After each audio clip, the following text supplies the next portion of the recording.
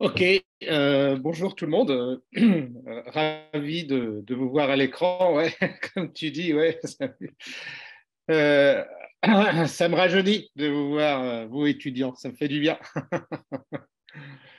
Alors, qu'est-ce qui m'a amené à la perma?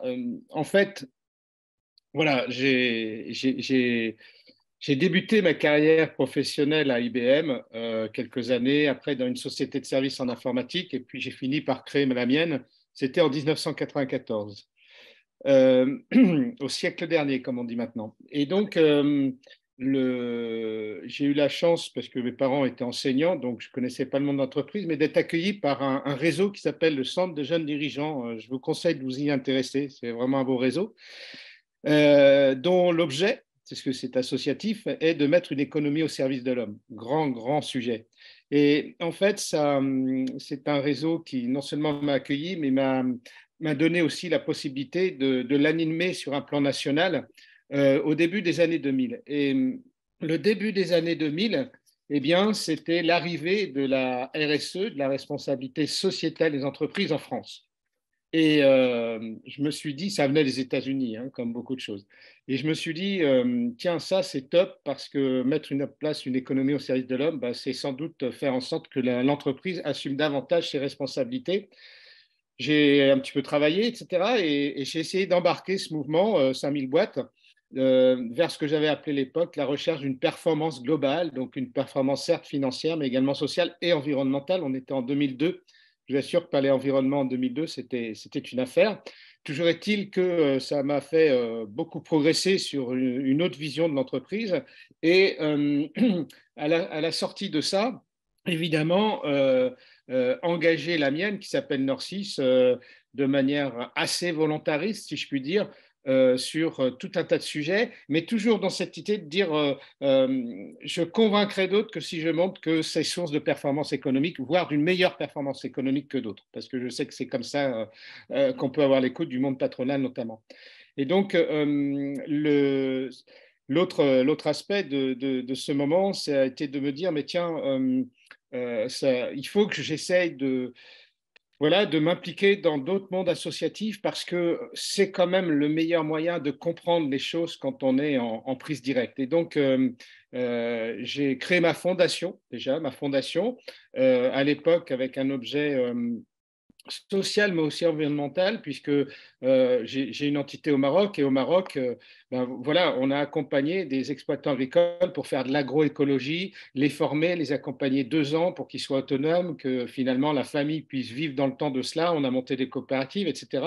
En France, je me suis plutôt battu sur un sujet, c'était 2005, de lutte contre la discrimination. Donc, c'est comme ça qu'on a mis en place le CV anonyme dans l'entreprise pour tous les recrutements, qu'on a fait des formations sur les préjugés, les stéréotypes, etc. Mais aussi avec la fondation, j'ai cherché à aider des jeunes comme vous, vraiment diplômés de belles formations, mais qui étaient discriminés, je pense qu'il faut le dire, c'est pas susceptible, c'est qu'ils étaient véritablement discriminés. Donc, bon, voilà un de mes combats. Mais la conséquence de ça, c'est que je me suis dit, bon, on ne peut pas tout faire dans la vie. Donc, c'est vrai que j'ai choisi d'essayer, hein, restons modestes, de simplifier la vie de certains jeunes. Et très vite, je me suis aperçu que finalement, les plus en difficulté, c'était les jeunes en rupture scolaire, ce qui s'appelle les décrocheurs en France, 2 millions de jeunes, c'est énorme, considérable. Des jeunes qui se décrochent de leur génération, qui se décrochent de leur famille, qui se décrochent de tout finalement. Et donc c'est là où j'ai créé le réseau Étincelle en 2010 pour proposer des dispositifs. J'ai été les chercher aux États-Unis et puis je les ai transposés pour ces jeunes-là, pour ce public-là. Et donc si ça vous intéresse, je vous en dirai quelques mots. Et l'autre engagement, ben, c'est que j'ai eu l'opportunité d'intégrer Greenpeace en 2007. Ça ne m'a pas pris longtemps, hein, pour dire oui. C'est un espèce de mythe, Greenpeace, pour ma génération. Et donc, de l'animer sur le plan national depuis 2011. Mais ça m'a fait gagner du temps parce qu'effectivement, les rapports du GIEC, tous les dossiers d'expertise que ça Greenpeace sur un plan international, il ne se passe pas 15 jours qu'il y a un nouveau dossier d'expertise. Évidemment, ben, j'ai pu comprendre ce qui passait, j'ai pu être lucide un peu plus rapidement que d'autres. Et ça m'a amené non seulement à essayer de me bouger dans ma boîte, mais finalement en 2019, de me remettre en question, de remettre en question le monde de l'entreprise, en me disant, mais finalement, si cette fameuse RSE, cette responsabilité sociale, était si bien mise en œuvre, le monde ne serait pas dégradé comme il s'est dégradé aussi bien sur un plan planétaire que sur un plan social. Donc, que faire? Et quand on se dit ça, ben, on se dit, voilà, c'est peut-être le rôle des politiques, mais il faut être lucide. Là aussi, les politiques sont lents. Et qui plus est, un pays comme la France qui fait partie de l'Europe, donc c'est le multilatéralisme, c'est encore plus lent. Et encore faut-il qu'ils soient convaincus, qu'ils ne soient pas dans le clientélisme, etc. Donc je me suis dit non, c'est sans doute pas les mieux placés. Ils ont un rôle, mais vu l'urgence d'un certain nombre de sujets, il est pas suffisamment efficace. Alors après, je me suis dit, c'est peut-être le monde des associations, des ONG, j'étais bien placé pour imaginer ça, mais là aussi, je pense que les ONG et associations sont là pour donner des alertes, pour essayer de faire gagner du temps sur les problèmes, sont là pour soigner, mais rarement pour guérir. Donc, ma conclusion a été de dire, mais le monde de l'entreprise reste le monde le mieux placé pour bouger le monde. Qui plus est, quand dans une entreprise, on prend une décision, on la met rapidement en place. Hein, donc ça, c'est de l'efficacité. Et donc, si c'est le monde de l'entreprise, il faut se remettre en question. Et c'est là où, sur la base d'une intuition, 2019, je suis arrivé au modèle de perma-entreprise que je vais vous décrire un petit peu. Voilà mon petit chemin d'une vie professionnelle. Du coup, vous étiez en 2019, quand vous avez eu cette réalisation, vous aviez déjà créé votre entreprise Norcis, c'est ça? Narcisse, je l'ai créé, oui, en 1994, oui. Ah.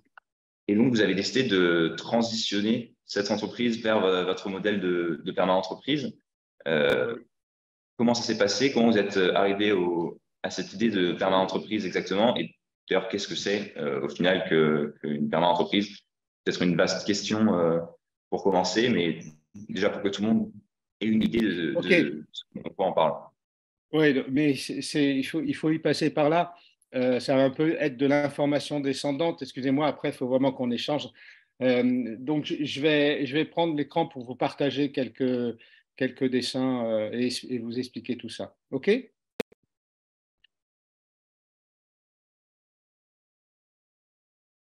Oui, ça marche. C'est bon l'écran, là, vous le voyez? Tout marche bien, on voit bien le diapo là.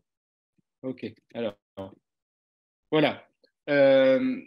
Pourquoi la permaculture m'a inspiré pour créer un nouveau modèle de développement d'une entreprise. Ça va être un peu synthétique, mais j'espère que vous allez saisir le contenu. En fait, quand en 2019, donc j'ai avec des salariés de Norcis, d'autres dirigeants, un philosophe, etc., je dis, ben, on monte un groupe et vous allez me démonter l'idée parce que quand on a une idée, on pense toujours que c'est la meilleure et quand on est dirigeant, on prend cette mauvaise habitude de penser qu'on a toujours raison. Donc, j'ai proposé de vraiment décortiquer ça. Donc, vous voyez sur la droite le bouquin du fondateur, David Lundgren. C'est un bouquin de 700 pages, donc ça commence à être sérieux. Et pour la petite histoire, David Lundgren, avec son prof d'agro de l'époque, ce sont eux qui ont inventé le modèle de permaculture. C'était deux Australiens, David Lundgren vit encore, deux Australiens qui, dans les années 70, se sont dit qu'est-ce qu'on peut mettre en place pour être sûr de nourrir toute la population sur Terre? Et pourquoi ils se sont posé cette question-là? Parce que c'était la première fois qu'on parlait d'une pénurie éventuelle d'énergie, en l'occurrence du pétrole. Ça a traumatisé tout le monde, hein, la France le premier. Et donc, ils se sont dit, ben, il faut qu'on invente un modèle qui, justement, fasse en sorte qu'on utilise beaucoup moins ces énergies-là et qu'on soit efficient. C'est-à-dire, l'efficience, c'est avec un minimum de ressources, produire le plus. Voilà leur point de départ. Et ce que j'ai trouvé très interpellant, intéressant, c'est que leur modèle, voilà, c'est écrit ici, hein, reposait sur trois principes éthiques. Ils ont appelé ça des principes éthiques. De dire finalement, ce qu'on veut faire, c'est ça doit permettre de mieux prendre soin des humains, de mieux prendre soin de la terre, de fixer des limites à la consommation et de redistribuer les surplus. Ça a l'air simple. Mais moi, je me suis dit, wow, je ne connais pas une boîte qui appuie son modèle de développement sur 3 principes éthiques et qui pesait cela. Donc, je me suis dit, tiens, là, il y a sans doute une idée nouvelle à creuser. Ça m'a vraiment attiré. Et en plus, ce que j'ai aimé, c'est que ces gens-là étaient dans une démarche continuelle d'expérimentation. Et ça, je crois que c'est vraiment nécessaire, ce droit à l'expérimentation. Pourquoi? Parce que c'est comme ça qu'on progresse, en fait. Hein. C'est en expérimentant, en voyant ce qui marche pas, en ajustant, en réexpérimentant. Voilà, moi j'adore ces démarches-là, c'est sur tout un tas de sujets, c'est ce que j'ai fait à Norcis. Et donc, finalement, ça pousse à être très pragmatique. Et ça aussi, ça m'a plu. Moi, je suis quelqu'un de pragmatique et les grandes thèses, c'est utile sans doute, mais les démarches pragmatiques, c'est ça quand même qui fait avancer le plus rapidement. Donc, voilà un premier ancrage, hein, c'est le fait de dire qu'on peut peut-être créer un modèle qui soit basé sur 3 principes éthiques. Et quand j'ai creusé l'affaire, je me suis aperçu que le comment faire, eux, ont bâti leur comment sur 12 principes de conception. Alors, on ne va pas tous les détailler, mais j'ai eu une joie et une tristesse. La tristesse, c'est que quand j'ai découvert ça, voilà, économiser et régénérer les énergies, les ressources non renouvelables, obtenir une production sobre, utiliser les énergies renouvelables, ne produire aucun déchet, etc. Je me suis dit, waouh, quel dommage qu'on n'ait pas davantage écouté ces gens-là il y a 40-50 ans. On aurait quand même gagné du temps. Et ma joie, c'était de dire, mais tout ça, c'est d'une telle actualité aujourd'hui que je ne peux pas me planter si j'arrive à retranscrire ça dans le monde, dans un modèle pour l'entreprise. Parce que tout est d'actualité. Et puis, il y a des choses que je trouvais aussi intéressantes dans ces principes de conception, parce que ça poussait à découvrir des champs du possible. Je vous donne un exemple. Voilà, le 11e, c'est utiliser les bordures et valoriser les marges. Ça veut dire quoi, ce truc-là? En fait, la nature fait que, je prends un exemple simple, vous avez un champ, le champ a sa biodiversité. Vous avez une forêt à côté, la forêt a sa biodiversité qui n'est pas la même, bien sûr. Mais entre les deux, eh bien, vous avez une bordure, une lisière. Et systématiquement, ces bordures lisières n'ont pas la même biodiversité, ni du champ de la forêt, et souvent une biodiversité plus riche. Je prends un autre exemple. Le long de la côte brésilienne, jusqu'à la Guyane, il y a une magnifique barrière de corail. Bon, c'est une bordure, une lisière entre le continent et l'océan. Et en plus, on ne comprend pas pourquoi elle est là, parce que le corail n'aime pas les eaux mouvementées. Or là, c'est très mouvementé. Alors, je connais bien le sujet parce qu'avec Greenpeace, on a amené un gros combat pour que les compagnies pétrolières ne saccagent pas tout par des explorations. Mais quand on a descendu des chercheurs du CNRS dans un petit sous-marin et ils ont fait des prélèvements, ils ont dit on a trouvé des choses qu'on ne connaissait pas sur Terre. Et évidemment, pour la médecine, ça va être top. Voilà, les bordures, c'est ça. Vous voyez, alors maintenant, vous dites tiens, mais qu'est-ce que ça peut être une bordure pour l'entreprise, une lisière? Eh bien là, ça pousse justement à se remuer les ménages, si je puis dire, à essayer d'être plus créatif. Voilà, c'est ça qui m'a attiré dans tous ces principes de conception. Alors, je vous donne un exemple d'une pratique à Norcis qui correspond à cette notion de bordure, c'est de dire, ben, voilà, chacun d'entre nous dans l'entreprise, on est là pour assumer une mission sur la base de nos compétences, de nos expériences, de notre efficacité, certes. Mais beaucoup d'entre nous avons d'autres compétences, des compétences liées à des passions, par exemple, des compétences liées à des vies professionnelles précédentes, etc. Eh bien, si on peut dire, tiens, voilà, 10% de ton temps, tu vas le passer avec d'autres justement en utilisant ces autres compétences qui n'ont rien à voir avec ta mission. Moi, j'ai appelé ça le groupe des pirates. Et donc, ce groupe-là, voilà, pour 10-15% de son temps, a comme objectif de réinventer l'entreprise. Donc, on prend un sujet, on le démonte, on le réinvente. Voilà, ça peut s'appeler une bordure. Vous voyez, c'est juste pour vous dire que là-dedans, il y a plein de créativité possible. Donc voilà, je ne vais pas aller plus loin sur la permaculture, mais ce qui m'a vraiment inspiré, c'est ces principes éthiques et ces principes de conception. Alors, ça donne quoi à la sortie? Hop, je vais vous donner quelques clés du modèle perma-entreprise. Déjà, ce n'est pas un modèle RSE. Hein. Il n'y a pas de modèle RSE. En RSE, il y a des référentiels. Donc, il y a celui de l'ISO 26000, mais en France, on a un référentiel qui s'appelait Lucie. Dernièrement, il y a quelques années, il y a le référentiel B Corp qui est arrivé des États-Unis, une fois de plus, très exigeant. Voilà. Mais ce sont des référentiels RSE, c'est-à-dire qu'ils cloisonnent l'économique, le business avec le reste. Pour moi, ça, c'est dépassé.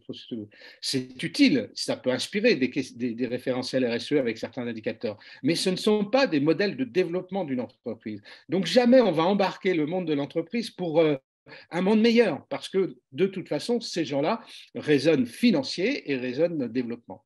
Donc, je me suis dit, il faut que tu essayes, restons modeste, hein, de créer un modèle de développement qui, bien sûr, soit beaucoup plus engagé. Alors, bah oui, vous n'allez pas être étonné. La première clé, c'est que ce modèle s'appuie sur 3 principes éthiques. Prendre soin des êtres humains, des femmes, des hommes.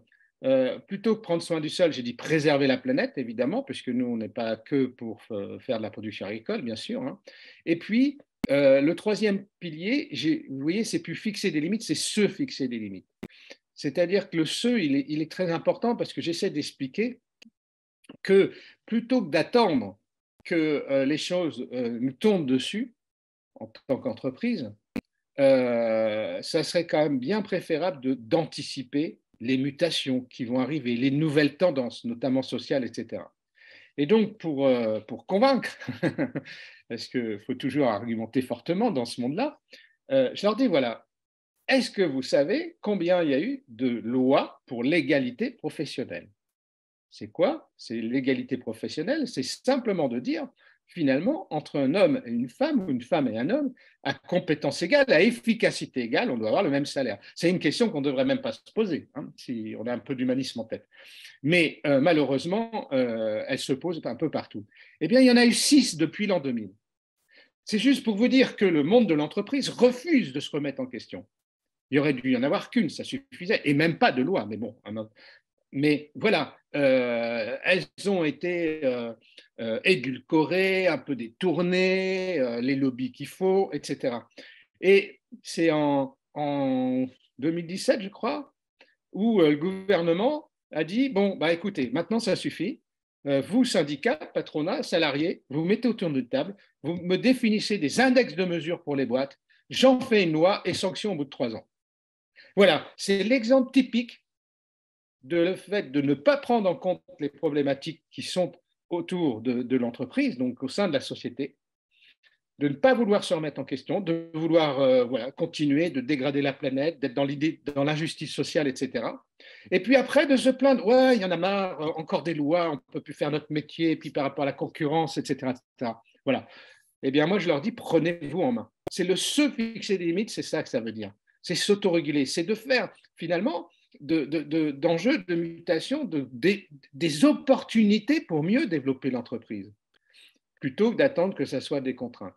Voilà, donc ce troisième pilier, il est particulièrement fort aussi. Il est même un peu neuf parce que quand j'anime des groupes d'entreprises pour qu'elles s'approprient le modèle, à chaque fois, elle me dit, ouais, c'est vrai que se fixer des limites, je ne suis jamais interrogé là-dessus. Donc, et ça touche toute l'entreprise, de son quotidien à son évolution. Donc, c'est ça aussi qui est intéressant. Donc, le troisième pilier, se fixer des limites et le partager des surplus, je l'ai reformulé en disant redistribuer équitablement les richesses.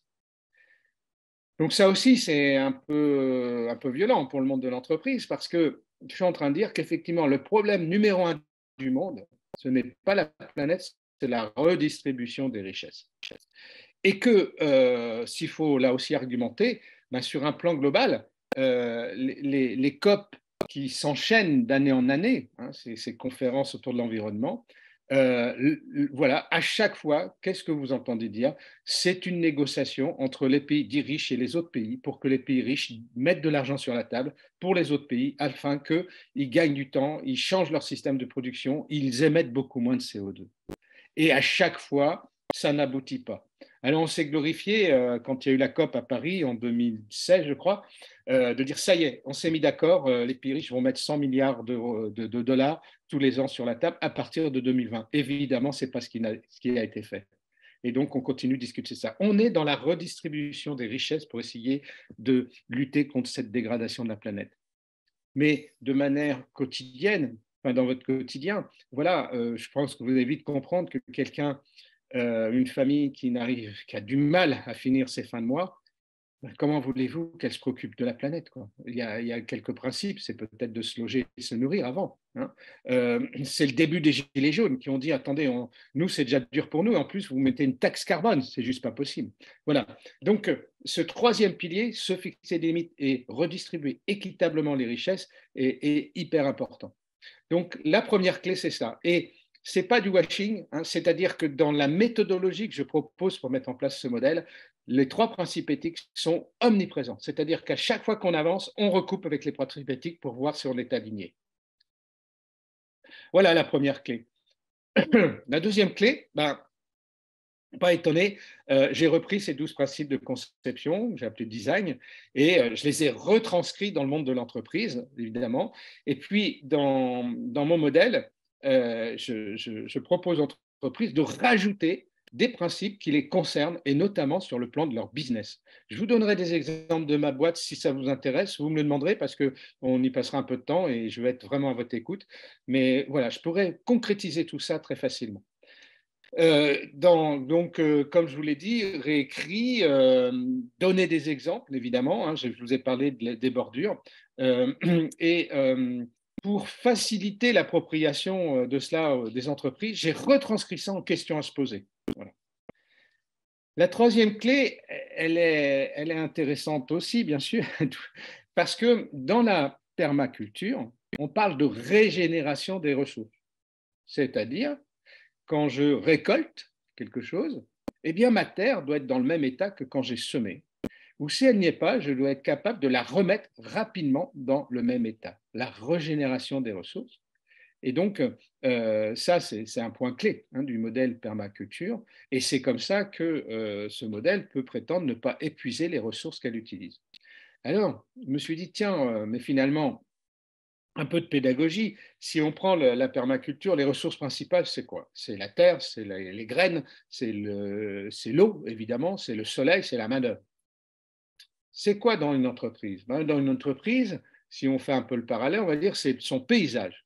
Son paysage, c'est-à-dire qu'une entreprise, elle ne s'installe pas dans un lieu par hasard.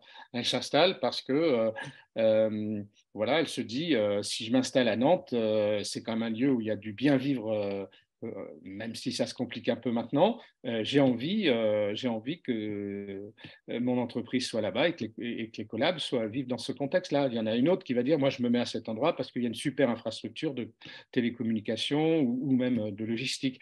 D'autres qui disent, un peu à la Norcis, nous, on a envie d'être proche des universités, des écoles, parce qu'on recrute beaucoup de jeunes, etc. Ça, c'est une ressource. Une autre ressource, c'est bien sûr la matière première. Alors, dans une boîte comme la mienne, la matière première, c'est l'information, hein. Mais il y a bien d'autres où les matières premières vont être des matières minérales, du bois, enfin, tout ce qu'on veut.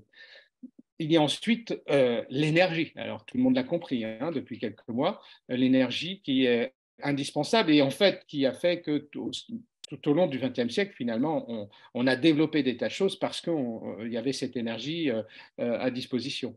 Il y a bien évidemment l'argent, les moyens financiers pour acquérir des systèmes de production, les faire évoluer, recruter. Et puis, il y a les ressources humaines. Voilà.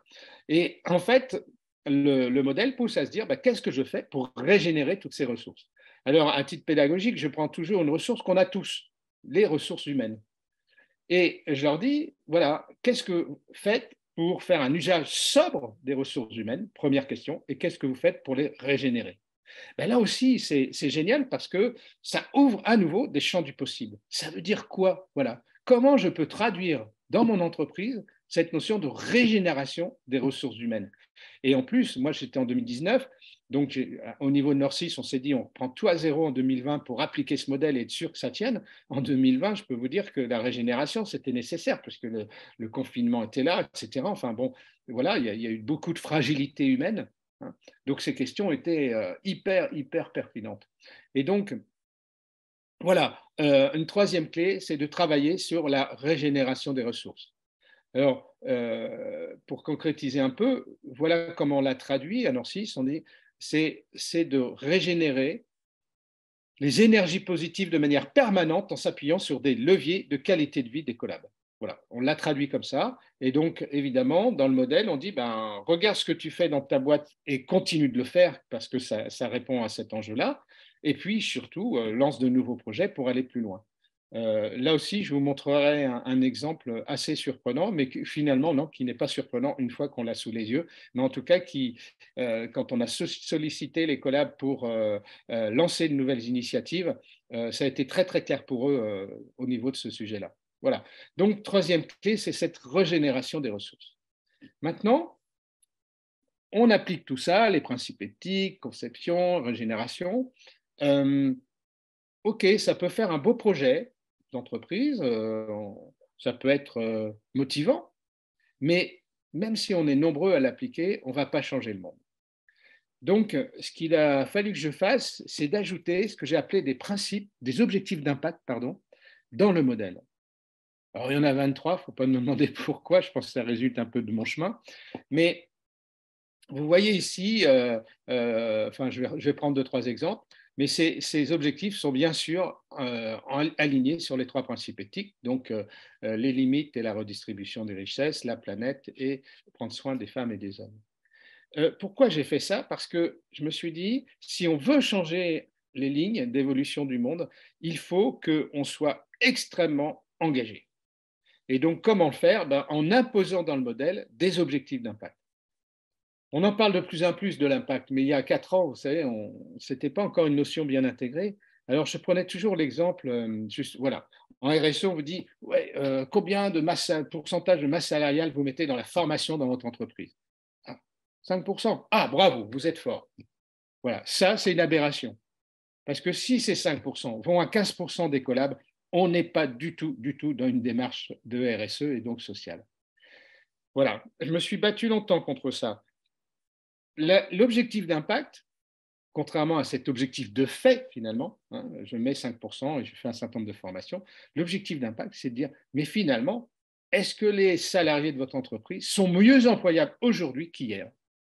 S'ils sont mieux employables, vous allez gagner pour la performance de votre boîte, mais là aussi, hein, on ne fait plus une carrière dans une seule boîte, on va être amené à en changer, quelquefois dans des situations difficiles, et donc le plus important, c'est que la recherche d'un autre emploi se fasse dans la sérénité. Voilà, ça c'est un impact. Voilà pourquoi c'est si important cette notion. Alors, qu'est-ce qui fait que ces objectifs d'impact peuvent, si on est nombreux à les appliquer, faire en sorte qu'on bouge un peu les lignes? Alors, j'en prends un. Voilà. Je disais en 2019, il faut être en contribution nette et positive de carbone à 5 ans, voire 10 ans. C'est des notions que vous devez connaître, hein, mais je les reprends quand même un petit peu. La contribution nette et positive, c'est de dire, on doit tout faire pour réduire les émissions de carbone. Tout. Et puis, malgré tout, il va en rester. Et là, on doit voir comment, entre guillemets, les compenser. C'est-à-dire que comment financer ou aider au développement de puits de carbone pour compenser les émissions. Voilà, ça, c'est très exigeant. Le nombre de boîtes, sincèrement, la planète, ce n'est pas encore intégré dans beaucoup de boîtes. Hein.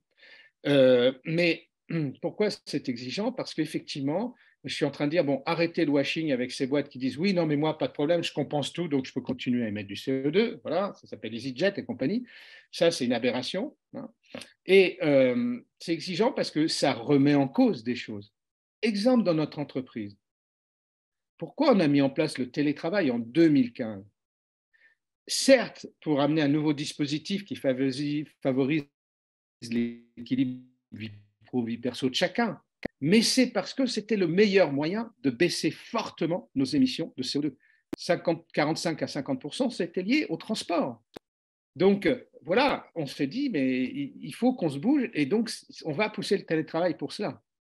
Oui, c'est là où, bon, effectivement, il faut se remettre en question.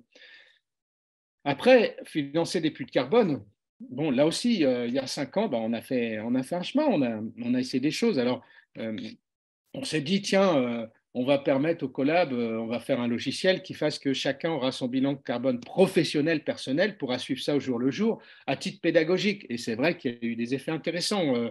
Certains disant, tiens, aujourd'hui, j'ai en vélo et comme par hasard, les émissions descendaient fortement. Donc, rien de tel qu'un petit graphique pour voir que ça a vachement d'effet. Mais on s'est dit derrière, faut aussi leur permettre d'être acteurs. Alors, OK, chacun va planter des bouts de forêt que va financer l'entreprise. Bon, très vite, on a découvert que la notion de crédit carbone, c'était une aberration. Je pourrais vous expliquer pourquoi. Et puis, planter des forêts, en fait, c'est quelle forêt? C'est-à-dire que on va quand même, il y a beaucoup de plantations qui sont dans la monoculture. Ben, ça, c'est une aberration. Il est évident qu'aujourd'hui, c'est la biodiversité qu'il faut défendre pour les forêts qui ne sont pas en détruites, et si on doit en replanter, c'est de les replanter avec une biodiversité. Ben voilà, on a fait des chemins, et donc depuis, on finance des puits de carbone autrement. Hein. Mais vous voyez, c'est ça aussi qui est intéressant, c'est qu'il faut avoir la modestie de dire qu'il y a beaucoup de choses à découvrir, à apprendre, qu'on n'a pas raison sur tout, loin s'en faut, mais que seule une forte volonté de s'engager peut permettre d'avancer mieux que d'autres. Voilà. Un autre exemple sur redistribuer les richesses, dans mon modèle, ben, je dis qu'il faut arriver à redistribuer au moins 50% des résultats à la société civile, impôts compris, et aux salariés. On dit, ah, c'est dire quoi 50%? Ben, voilà, sachez que je crois que c'était avant Covid, hein, il y avait eu des calculs faits, des études qui disaient que ben, le monde des PME et des entreprises taille intermédiaire, des ETI, grosso modo, payait 25% d'impôts. Les grands groupes, 12%. Voilà. Donc, c'est juste pour dire que quand je dis 50% un peu compris, pour les grands groupes, ben, ils n'aiment pas. Hein. Et quand je dis le reste est aux salariés, évidemment, ils n'aiment pas du tout. Mais c'est ça la redistribution des richesses, et c'est ça qui ferait que on pourrait faire en sorte que ça aille un petit peu mieux. Voilà, juste pour vous donner des exemples. Hein. On reviendra dessus si vous intéresse, mais ce sont des objectifs d'impact qui bougent véritablement les lignes. Voilà, une autre clé, c'est la chose suivante. C'est, vous voyez sur la gauche, quelque chose de très grisé. En fait, pour les entreprises qui ont cherché à avancer avec honnêteté, donc elles se sont appuyées sur des référentiels RSE, et je trouve qu'il y a une limite à ça. C'est-à-dire que les référentiels RSE cloisonnent complètement les parties prenantes. Qu'est-ce que vous faites pour les salariés? Qu'est-ce que vous faites pour les clients, la société civile, l'environnement, les fournisseurs, etc. Le monde est bien plus compliqué que ça, et tout est interdépendant. Donc moi, ça me gêne qu'on cloisonne. Et ça cloisonne fort parce que quand vous voulez être reconnu, et donc pour être certifié, noté, ah, vous avez 30 sur 100 environnement, vous avez 70 sur 100 salariés, ok, vous êtes certifié. Voilà, je schématise un peu, mais c'est ça.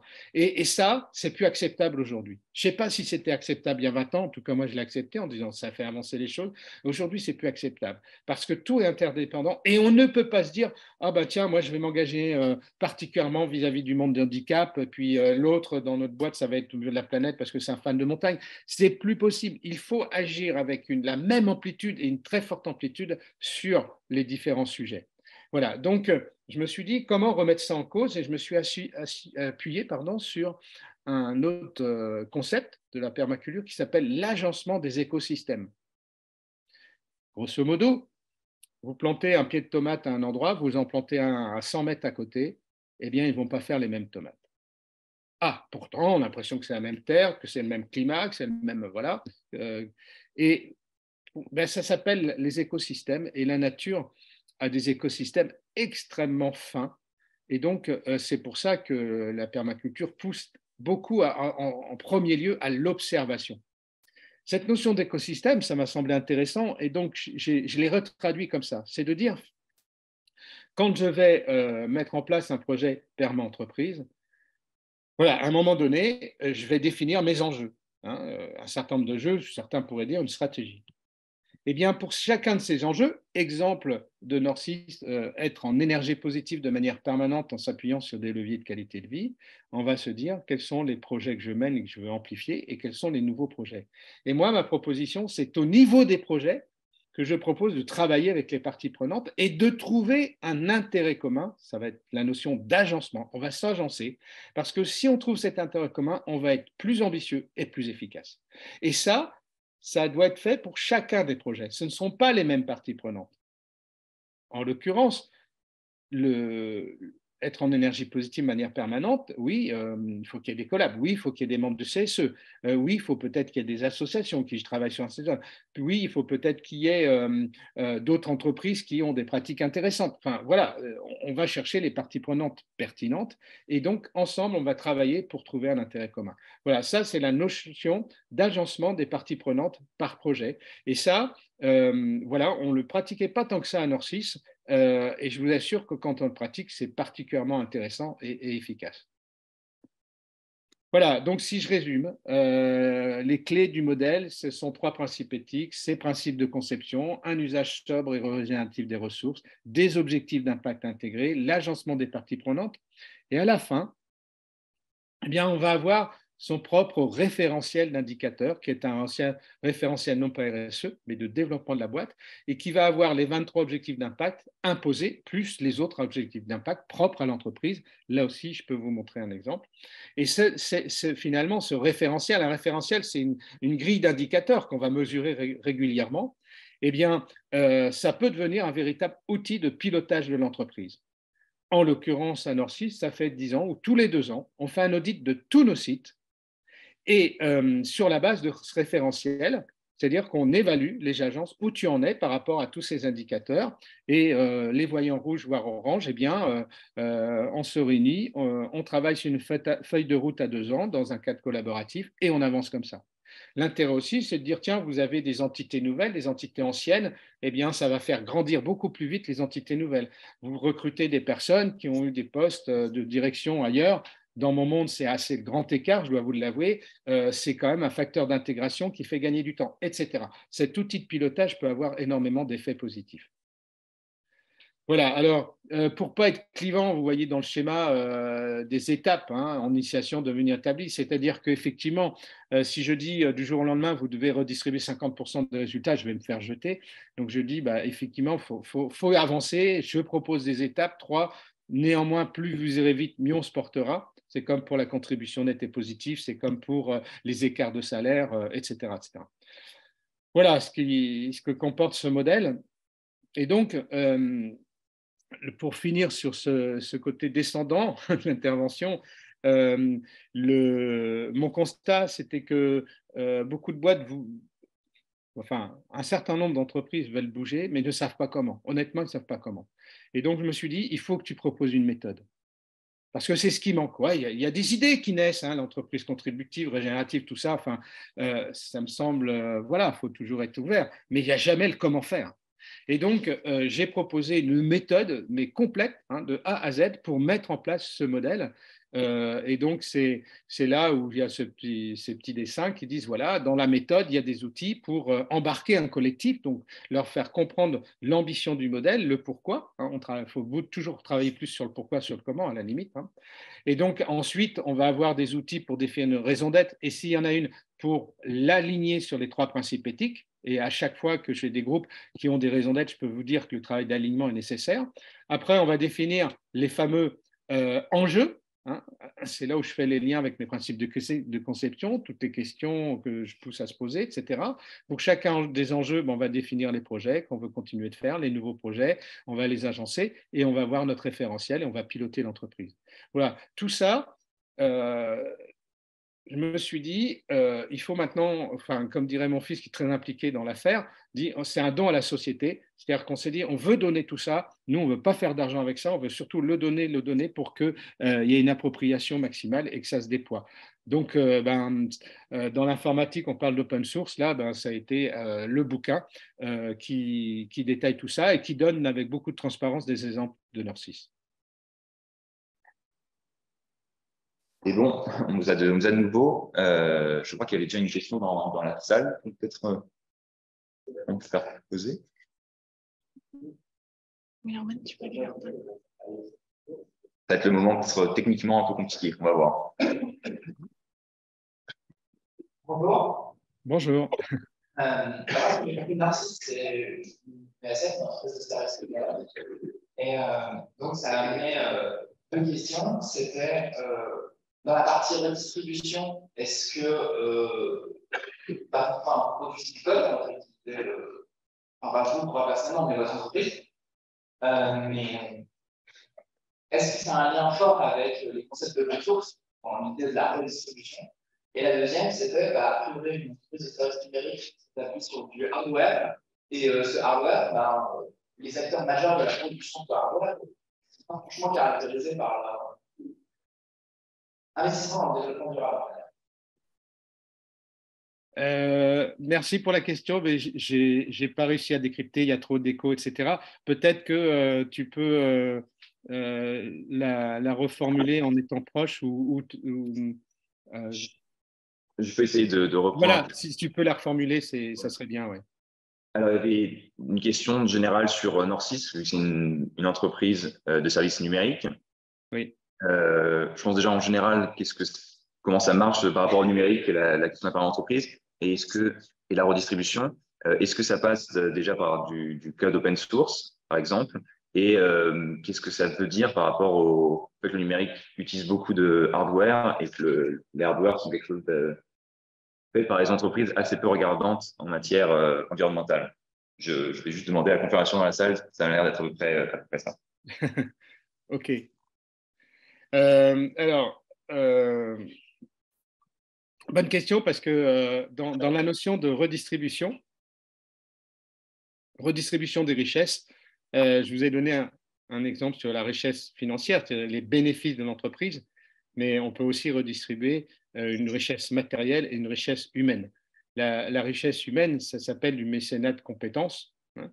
La richesse matérielle, ça peut être, comme on le fait nous, proposer des espaces dans nos locaux au monde associatif voilà, ça diminue leurs coûts et ça permet de mettre l'argent ailleurs. Et puis, ça permet aussi d'être voilà, de ne pas être seul et d'être avec d'autres personnes sur d'autres sujets.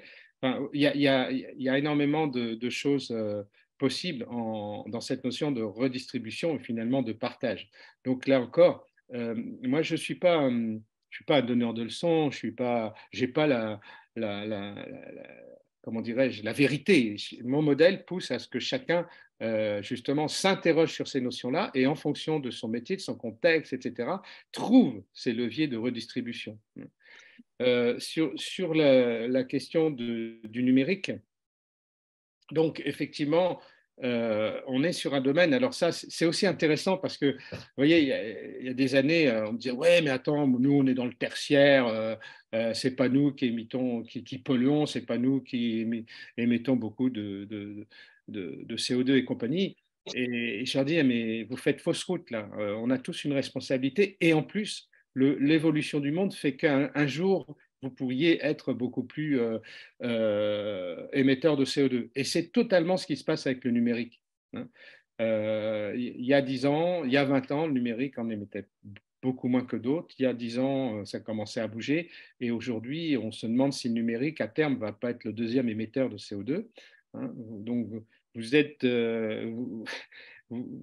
vu les études que vous faites, ce n'est pas vous que je vais apprendre, sur la durée de vie, par exemple, d'un mobile, d'un smartphone, entre sa construction, son usage pendant des années, en étant scotché dessus, en voyant des vidéos, et puis sa fin de vie, eh bien 80% des émissions sont liées à sa construction. Donc, ou 70 à 80%. Voilà. Donc, ça montre bien que les choses évoluent et que malheureusement, le numérique va être de plus en plus émetteur de CO2. Donc, quand on se dit ça, et qu'on est comme nous, on développe des logiciels, on dit qu'est-ce qu'on peut faire, hein. Et c'est là où, encore une fois, chacun comment dirais-je, il y a peut-être des solutions, non, des démarches communes à avoir, puis après, il y a des démarches appropriées. Alors, qu'est-ce que nous, on cherche à faire par rapport à cela? Ben, c'est justement déjà de toujours s'interroger sur l'usage des choses et non pas de faire en sorte que la technologie soit une fin en soi. Et ça, quand vous avez un monde d'ingénieurs, de développeurs, c'est pas gagné, je peux vous le dire. La technologie est particulièrement attractive pour ce public-là et donc aurait tendance de temps en temps à oublier l'usage. L'histoire d'ailleurs de notre monde montre souvent, on a oublié de prendre en compte l'usage et de contrôler l'usage et c'est comme ça que souvent de nouvelles technologies sont avant tout utilisées par des usages plus ou moins néfastes. Donc, nous, on essaie d'agir, faut être modeste encore une fois, pour faire en sorte que ces usages permettent de moins émettre de CO2, évidemment. On essaie d'agir, on a créé un institut dont on appelait ça le PERMA numérique pour financer des recherches afin que le numérique émette moins de CO2. On a revu notre façon de développer les logiciels avec l'éco-conception. Enfin, voilà, on a fait un certain nombre de choses, mais je ne dis pas qu'on est parfait, loin s'en faut. Je pense aussi que, voilà, quelque chose, encore une fois, un monde de développeurs, d'ingénieurs, il faudrait changer les machines tous les 2 ans quand on les écoute. Parce qu'il faut toujours les machines les plus puissantes pour ceci, pour cela. Bon, on a changé nos pratiques et évidemment, la durée de vie des machines a doublé. On s'est mis à acheter des machines d'occasion. Enfin, bon, on fait un certain nombre de choses qui sont pas la panacée, c'est clair, mais qui, en tout cas, sont à notre portée. Voilà, sont à notre portée. Je ne sais pas si j'ai bien répondu à la question, mais on peut l'approfondir s'il le faut.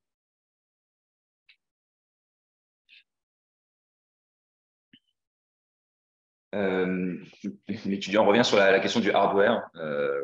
Qu'est-ce que ça vous inspire? Parce que forcément, les hardware sont très polluants par eux-mêmes. Qu'est-ce que vous faites dans votre entreprise par rapport à ça? C'est ce que j'expliquais. Nous, on n'est pas concepteur de hardware. Donc, on ne peut que essayer de cette fameuse efficience, c'est-à-dire de faire en sorte que le hardware, qui est une ressource pour nous, on fasse en sorte qu'en utilisant le minimum de hardware nécessaire, on produise au mieux. Voilà, c'est là où je vous ai dit qu'on a doublé la durée de vie des machines et de l'utilisation des machines, qu'on achète de l'occasion dans un certain nombre de cas, que voilà, on est utilisateur de hardware, donc voilà, on ne peut être que dans une recherche d'efficience par rapport à l'usage du hardware.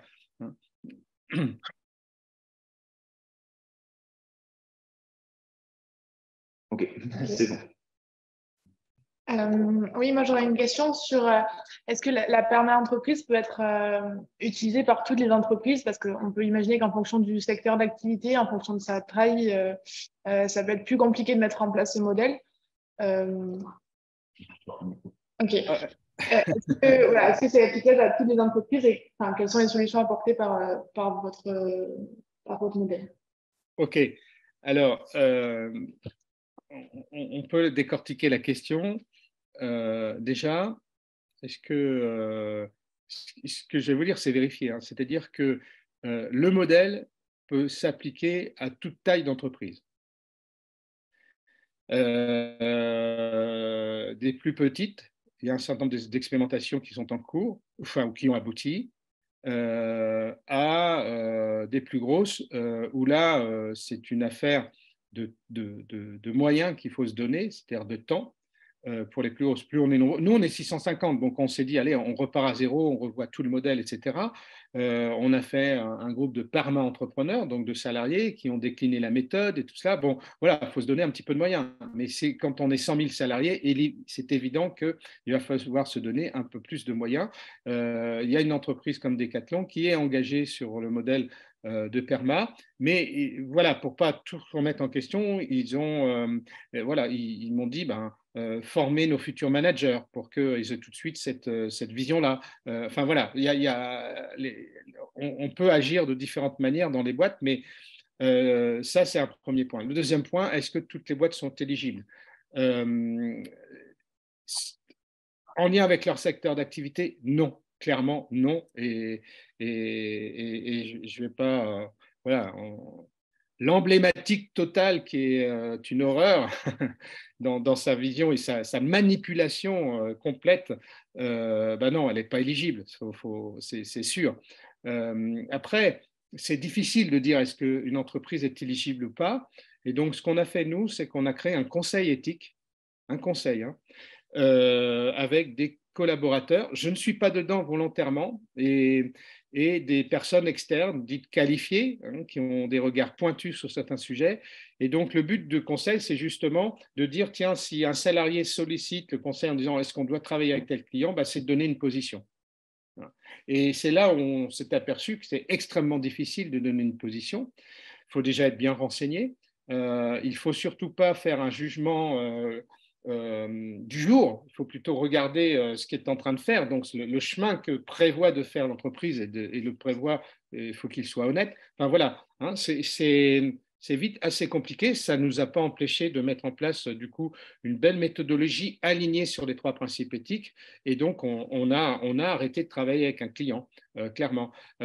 Ce qui est aussi intéressant, c'est que avec ce conseil éthique et des outils proposés notamment aux équipes commerciales en disant tiens, si vous avez des prospects, faites un pré-diagnostic, ça vous fera gagner du temps.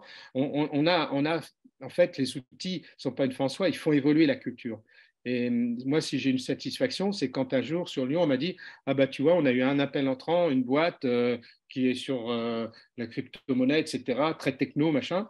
Et en fait, quand on a juste creusé avec l'outil, on s'est aperçu qu'elle ne payait pas d'impôts en France, donc on a refusé de répondre. Voilà. Hein.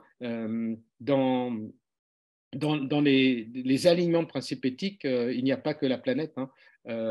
Ce sujet-là, c'est une gangrène du monde, hein, cette défiscalisation et tous ces paradis fiscaux. Donc voilà, il y a un appel d'offres, on sortait les premiers et le directeur d'agence a dit non, la direction de cette boîte, je ne la sens pas du tout sur le plan humain. Moi, je n'ai pas envie de mettre les salariés dans des conditions pénibles de boulot, avec pression, avec un peu de condescendance, tout ça. Donc, quand ils nous ont appelés, on a dit bah non, on est retenu, mais ce n'est pas nous. Et on essaie d'expliquer pourquoi. Alors, des fois, ça se passe à peu près bien. Des fois, ça se passe moins bien. Voilà. Mais voilà, juste pour dire que ce positionnement éthique peut être relativement large. Et donc, en l'occurrence, nous, on a créé un conseil indépendant pour pouvoir prendre des positions. Donc, pour moi, il y a un certain nombre d'entreprises qui ne sont pas éligibles aujourd'hui. Mais encore une fois, sur certaines entreprises, il peut y avoir des débats infinis. Donc, voilà, c'est plutôt un sujet compliqué. Et l'autre aspect par rapport à la question, c'est, voilà, je suis un peu brutal quelquefois en disant, mais si vos actionnaires ne croient pas à ce modèle, n'y allez pas. Vous allez faire rêver vos collabs et vous allez faire que les décevoir. Donc l'autre clé, hein, le go-no-go, c'est quand même la posture des actionnaires. Or, il est clair que dans des entreprises où les dirigeants sont actionnaires, dans des entreprises dites familiales, et dans les dites familiales, il y a des très, très, très grosses en France, hein, voilà, ça se passe toujours plus facilement. Pourquoi? Parce qu'il y a un état d'esprit qui est quand même différent par rapport à toutes ces grosses boîtes, et notamment du CAC 40, où plus de la moitié du capital est détenu par des fonds étrangers qui, grosso modo, ne sont pas inquiets de grand-chose, si ce n'est de leurs dividendes. Hein. Donc, voilà, c'est ça aussi qu'il faut bien prendre en compte, c'est la posture des actionnaires.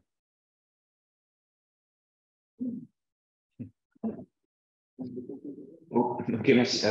Une question à nouveau dans la salle. Bon, peut-être le.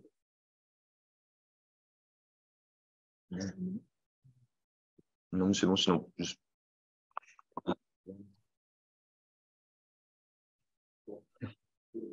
Attendez.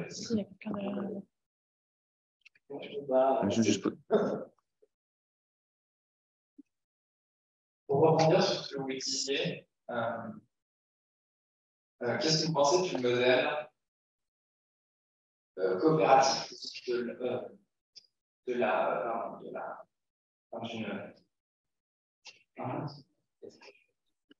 voilà, des scopes. Ok, j'ai compris le mot-clé, c'est coopératif scope. C'est bon, ça a marché. Alors, en fait, le modèle s'affranchit enfin, de cela. Il est au-dessus de cela. En fait, le modèle, il peut s'appliquer dans une société anonyme, dans une COP, il peut s'appliquer dans le monde associatif, et je l'ai fait pour le réseau Étincelle. Il n'y a aucune raison que les associations, et qui plus est les grosses, ne se posent pas de cet alignement sur les trois principes éthiques. En l'occurrence, Greenpeace, on va dire, bah oui, préserver la planète, c'est même son objet. Oui, mais est-ce que prendre soin des femmes et des hommes, les salariés, les militants, les activistes, etc., c'est une question. Action contre la faim, ok, sur le plan social, bah oui, c'est leur objet. Mais est-ce qu'ils se préoccupent de préserver la planète? Donc, le modèle, il peut s'appliquer à toute organisation humaine, voire même si vous organisez, vous, tiens, quelque chose entre vous, un voyage, etc., posez-vous ces trois principes éthiques, ça va vous faire évoluer dans l'organisation d'un tel projet. Donc, ces trois principes éthiques me semblent être un peu universels, ce qui fait que, effectivement, ça peut s'appliquer dans une COP comme dans une société anonyme. Le modèle pousse dans sa construction à être dans le collaboratif, clairement. Donc, moi, je pense qu'il y a des entreprises anonymes qui sont plus dans le coopératif, dans le collaboratif que des COP. Je prends l'exemple de Norcis. Voilà, pour être très concret, eh bien, oui, on appelle ça le panel démocratique, et donc on demande chaque année, en début d'année, au collab, vous voulez être dans le panel. Si vous êtes dans le panel, vous allez solliciter plusieurs fois pour proposer, travailler sur des sujets, proposer des idées pour un sondage, un vote, etc. Et donc, voilà, ça engendre une démarche collaborative assez efficace. Il y a d'autres dispositifs, évidemment. Moi, j'appelle ça le concept de démocratie éclairée. Sur un certain nombre de sujets, on fait débattre et voter. Hein. Et voter, c'est pas dire 50 pour 51%, oui, on y va. C'est dire, tiens, là, c'est un virage très serré, condition de changement très serré. Donc, il faut 80% d'adhésion. Sinon, derrière, ça va freiner de toutes pieds. À l'inverse, il y a des cas où on se dit, ben non, le virage est là et est facile, donc 50%, on y va. Voilà. Si je dois prendre un exemple, il y a en janvier 2020, on ne savait pas ce qu'était le Covid, on a fait voter le fait de ne faire aucune commande chez Amazon et que les collabs ne puissent pas commander à titre personnel et se faire livrer à Norcis. Parce que Amazon, c'est la boîte la plus, je vais prendre un mot très gentil, la plus médiocre qui soit au regard des principes éthiques. Donc ça, c'est une autre façon d'agir. C'est là où d'ailleurs on avait fait voter le fait de ne plus prendre l'avion si on pouvait se déplacer en moins de 6 heures. Vous voyez, même la Convention citoyenne n'est pas allée si loin. Donc déjà en mode de gouvernance, voilà, c'est plus le fait de mettre en place des dispositifs, quelles que soient les entités juridiques et les structures juridiques des entreprises, et j'étends aux associations et même aux organisations publiques. Après, la coopérative, OK, quelque part, on est tous actionnaires. Comment dirais-je, ben là, être tous actionnaires, c'est quoi? C'est de dire, ben, effectivement, la redistribution des richesses se pose quand même, parce que si c'est de dire on est tous actionnaires, mais finalement, s'il y a des dividendes, c'est tous pour nous et rien pour la société civile, je pense qu'on n'est pas dans le bon timing, enfin, le bon trip, si je puis dire. Hein. Donc, voilà, je pense que toute organisation, quelle qu'elle soit, a un travail à faire sur ces sujets-là, et notamment les coopératives. Puis je rajouterais que les coopératives, ça a une faiblesse, c'est que, en fait, quand on crée une boîte, je pense qu'on est amené à prendre des risques. Quand on développe une boîte, on est amené à prendre des risques. Et en fait, il y a des sujets, moi je ne vous le cache pas, à Norcis, si je n'avais pas tiré et poussé, on n'aurait jamais avancé. Parce que ça déstabilisait trop, ça inquiétait, c'était des remises en question, etc. Et ça, ben, quand chacun a une voix, ça peut être très compliqué. Et j'ai des amis qui ont des COP qui ont dit, finalement, ça a été un frein pour mon développement. Donc, voilà, il faut aussi, comment dirais-je, se méfier de ces systèmes-là.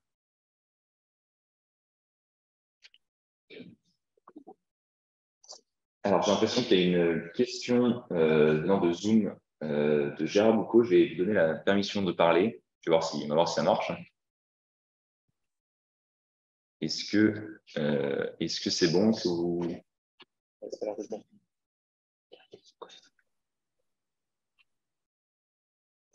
On vous entend si jamais vous voulez poser votre question. Voilà, je t'entends en tout cas.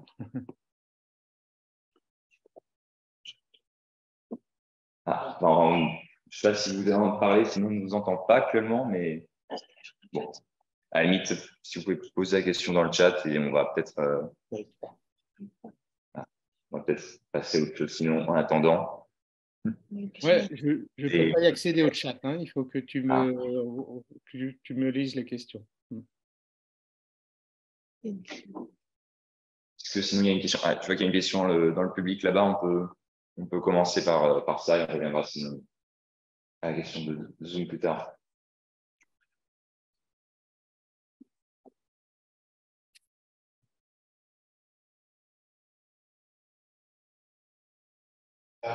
Oui.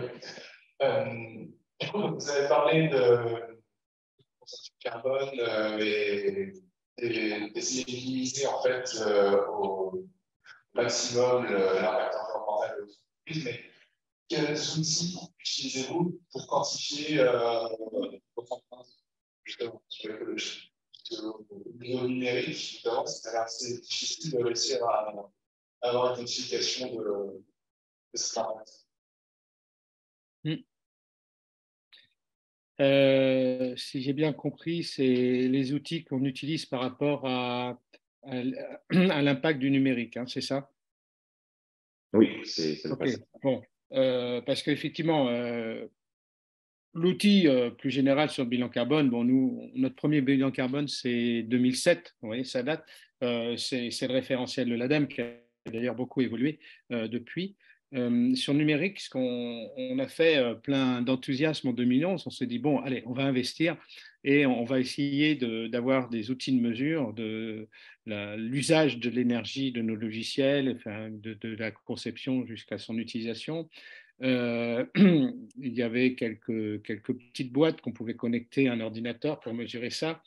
Voilà. Et en fait, on s'est aperçu que finalement, le poids qu'on pouvait avoir dans la conception de logiciels était extrêmement faible, même si on avait 50 000, 100 000 utilisateurs derrière, par rapport justement aux émissions MIT pour construire tout ce qui est device, les hardware. On s'y est remis à ce sujet-là et on se remet en ce moment encore parce qu'on a obtenu des projets de recherche agréés. Mais donc voilà, les technologies et les boîtiers qui servent à mesurer ont évolué. Mais malgré tout, je suis honnête avec vous, l'impact qu'on va avoir parce qu'on va changer un petit peu nos pratiques de développement, va rester relativement faible par rapport à ces fameux devices.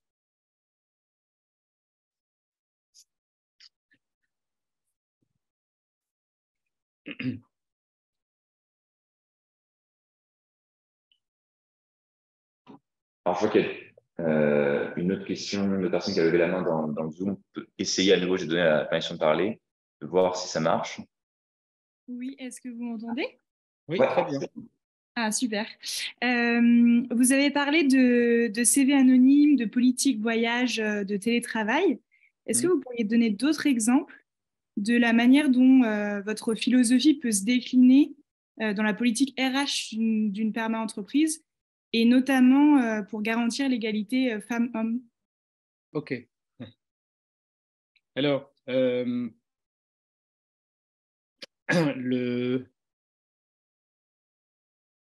notre combat contre la discrimination, c'est 2005. Et vous savez,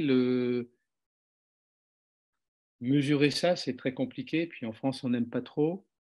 Ça s'appelle un testing. Grosso modo, il faut contacter des milliers de personnes en France leur dire, voilà, si on vous appelle pour tel CV, vous jouez ce rôle-là, etc. Et donc, on prend un CV, puis on change le nom, on change l'adresse, on change, j'ai deux enfants, j'ai pas d'enfants, etc. Et on voit comme ça un petit peu les discriminations. Donc ça, comme je l'ai évoqué rapidement, euh, on on a mis en place un certain nombre de choses. Donc, un, c'était le CV anonyme, mais vraiment anonymé, c'est-à-dire qu'on virait même, enfin, on virait tout le haut du CV à l'époque, parce qu'il y avait encore beaucoup de papier, et on faisait en sorte que si quelqu'un avait plus de 40 ans, ça puisse plus se voir. Donc, même les formations, on mettait plus les dates, etc. Et puis, on a fait des formations sur les préjugés, les stéréotypes, parce qu'on en a tous, hein, et le but, c'est déjà d'en avoir conscience. Et après, d'essayer de les maîtriser. Et là, on a tous nos faiblesses, hein. Et puis, on a mis en place aussi le principe de codécision parce que comme nous n'avons pas les mêmes préjugés, eh bien, ça peut permettre d'éviter des discriminations, en tout cas des attitudes. Ça, c'est ce sujet-là. C'était intéressant parce qu'évidemment, bah, voilà un sujet que personne ne voulait adresser dans l'entreprise. Je m'étais même fait jeter par mon codir. Je suis revenu 6 mois après en disant voilà pourquoi je trouve que c'est si important. Mais ce qui a été très amusant, c'est justement, et ça, voilà, faut toujours essayer de faire les choses avec joie. Et la joie est arrivée quand quelqu'un d'une de mes agences a appelé. Oui, bonjour madame. Oui, voilà, on a reçu le CV de votre fille, particulièrement intéressant. Est-ce qu'on pourrait échanger avec elle?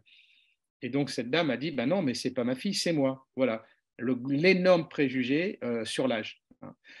Ça peut pas être une personne de 40 ans qui postule. Bon, nous, on était donc sur des discriminations d'âge très claires, et après on me l'a avoué en disant c'est vrai qu'on regardait toujours l'âge en premier lieu. Bon, voilà, ça, on a déverrouillé ce truc-là, mais on l'a déverrouillé parce qu'aussi on a mis en place des outils de mesure. Et l'outil de mesure sur l'homme-femme, par exemple, parce que si, bien sûr, une discrimination des femmes, eh bien, c'est de dire finalement, si je reçois 80% de CV hommes, 20% de femmes, en entretien, est-ce que je reste dans les mêmes proportions et en proposition d'embauche, est-ce que je reste dans les mêmes proportions? Voilà, quand vous analysez ça, c'est là où vous pouvez voir si à un moment donné, il y a un problème ou pas. Quand il y a un problème, un écart qui apparaît, ça ne veut pas dire qu'on discrimine. Il faut analyser pourquoi, mais s'il y a un risque de discrimination. Alors, on le fait pour les gens avec l'âge, évidemment, pour tout ce qui est ethnique, vous savez qu'on ne peut pas trop faire les choses. Alors, nous, on a mis en place une évaluation par les prénoms qui porte ces erreurs, mais ça permet quand même de voir un petit peu ce qui se passe. Alors, sur l'égalité professionnelle, on l'a fait au même moment. Pourquoi? Parce que moi, je disais, il n'y a rien de pire d'accueillir la diversité d'entreprise et après d'être dans l'inégalité professionnelle. Alors, ça, c'est pire que tout. Et donc, là aussi, non, non, mais Sylvain, attends, nous, on ne fait pas d'inégalité sur les salaires, tout ça, non. Je dis, ben, attendez, je vais prendre nos fichiers et je vais regarder. Et ben, je me suis mis deux claques, hein. Je me suis mis deux claques parce que inconsciemment, oui, on avait des écarts. Et donc, on les a réglés sur 2-3 ans. Et surtout, on a mis en place des outils de mesure, hein. Donc, aujourd'hui, que ce soit en France ou au Maroc, pour les 650 personnes, quand il y a en fin d'année les possibles augmentations de salaire, et c'est le mot possible, je peux presque le retirer aujourd'hui dans l'informatique, eh bien, effectivement, on mesure systématiquement et même par métier, pas simplement au niveau d'une agence, la moyenne des augmentations femmes et la moyenne des augmentations hommes, le salaire moyen homme, le salaire moyen femme, est-ce qu'il est en proportion avec le nombre de femmes et d'hommes? Enfin, on a tout un tas d'outils comme ça.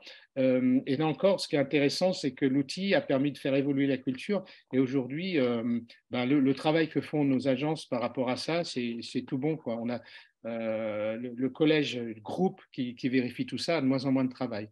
Donc, ça, on l'a fait aussi pour l'accès à la formation, et notamment l'accès à la formation pour des personnes de plus de 40-50 ans, pour l'accès à, entre guillemets, la promotion professionnelle. Donc, voilà, là, on l'a régulé par des outils et puis un contrôle systématique qu'on ne lâche pas, hein, qu'on ne lâche pas. Si on reste sur le côté RH, enfin, ce qui est mis dans la rubrique RH, donc effectivement, je vous parlais de régénérer les ressources humaines, donc la notion d'employabilité est importante.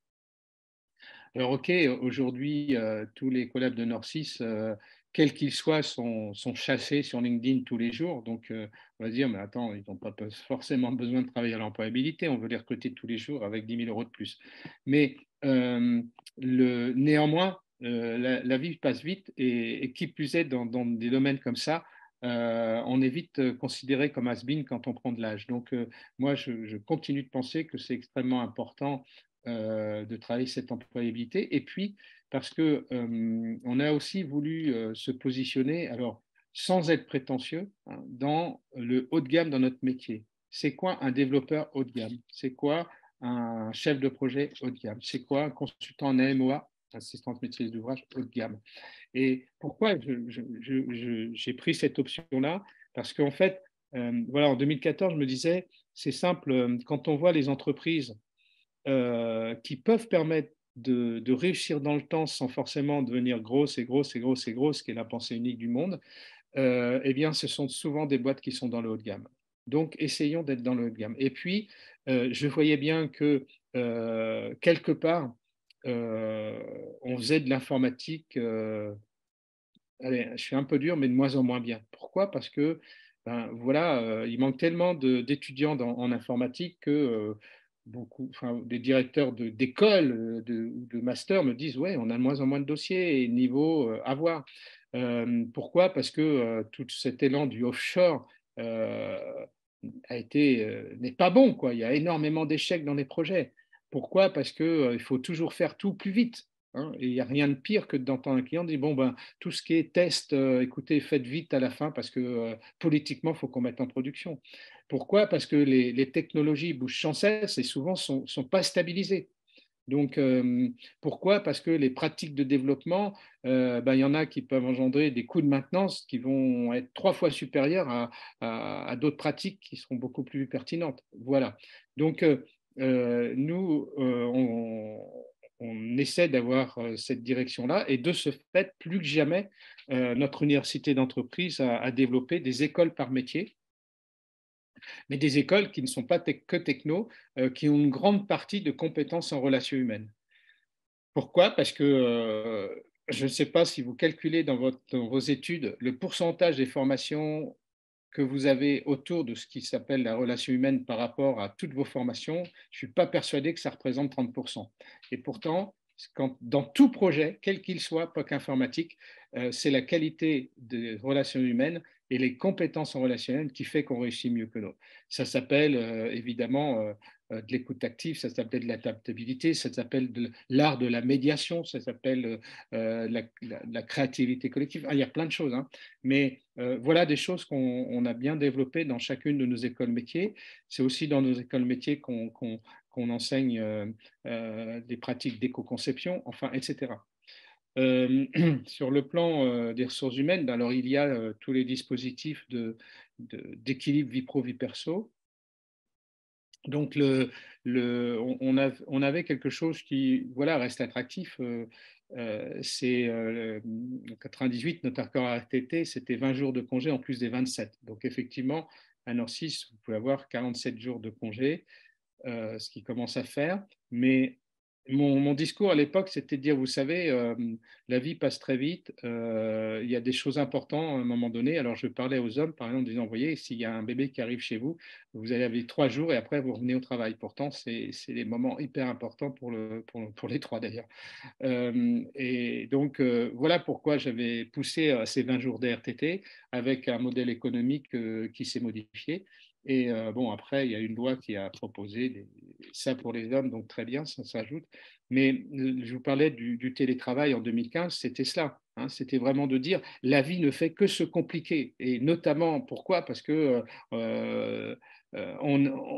en tout cas, comment dirais-je, un espèce de formatage mondial veut qu'on vive dans des villes, parce qu'on a une pensée unique pour développer finalement notre société, et donc qui nous pousse tous dans les villes. Et donc, en 20 ans, les conditions de vie dans les villes, les embouteillages, les déplacements, tout ce qu'on veut, ça ne fait que s'empirer. Voilà, je rame pour trouver une crèche pour mon enfant. Et puis, quand j'en ai une, elle n'est pas forcément si proche que ça. Et puis, il y a des grèves, et puis il y a ceci, il y a cela. Enfin, voilà. Donc, moi, j'étais aussi là-dessus de dire, voilà, le télétravail, ça va quand même permettre de trouver pour un certain nombre des solutions un petit peu plus satisfaisantes et en ayant une individualisation de la démarche. C'est-à-dire que là aussi, je me suis inspiré des années 80 où dans l'industrie, ça m'avait marqué, on disait c'est fini la production de masse, il faut que chacun ait l'impression d'avoir sa propre voiture. C'est comme ça que sont arrivées toutes les options et autres, et que les chaînes de construction ont fait du sur-mesure quelque part.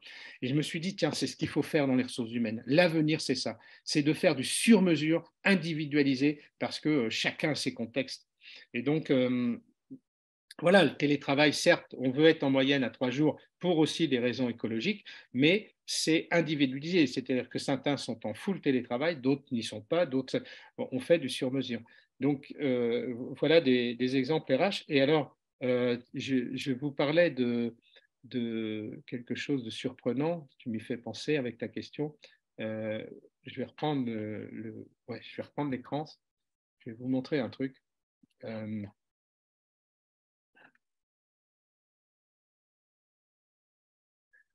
Alors, hop.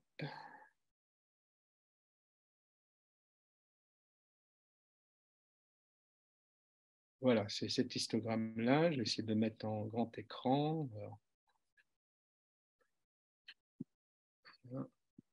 Bon, vous voyez peut-être pas très bien ces deux histogrammes, mais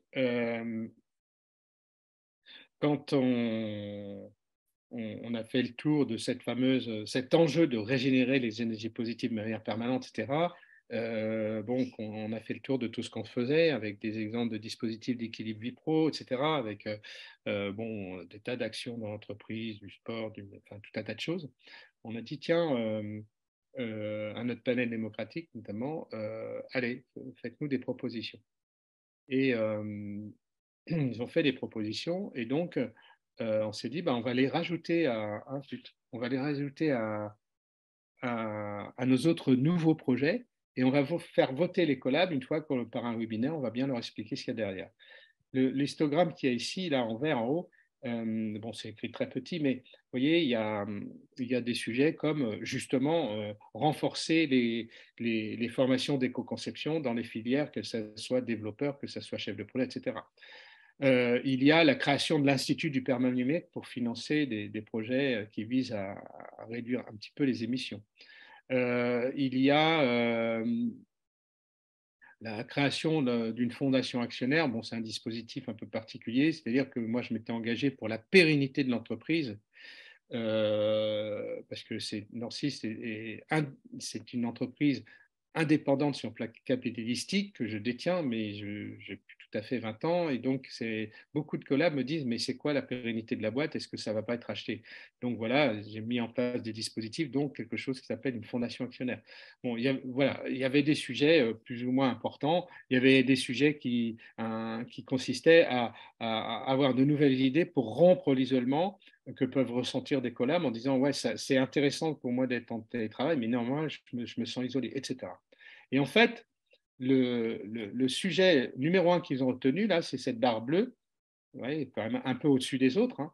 Ben, c'est de dire, oui, de nouveaux dispositifs pour plus que jamais être en énergie positive, c'est d'être reconnecté à la nature dans le cadre de notre job. Voilà.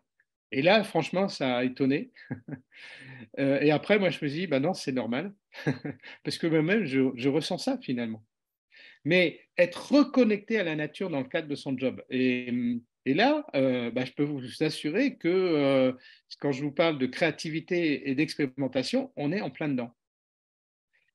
Et pourtant, eh bien, on peut faire des choses. Et donc, un exemple concret, c'est qu'on a proposé un groupe, un bain de forêt. Alors moi, je prends que des douches, mais les gens qui prennent des bains disent souvent, ouais, c'est super bien parce qu'on s'installe, on est détendu, il y a les vapeurs d'eau et nos pensées s'évadent, enfin, c'est des bons moments. Donc, on s'est dit, il faut essayer de retranscrire ça dans la forêt.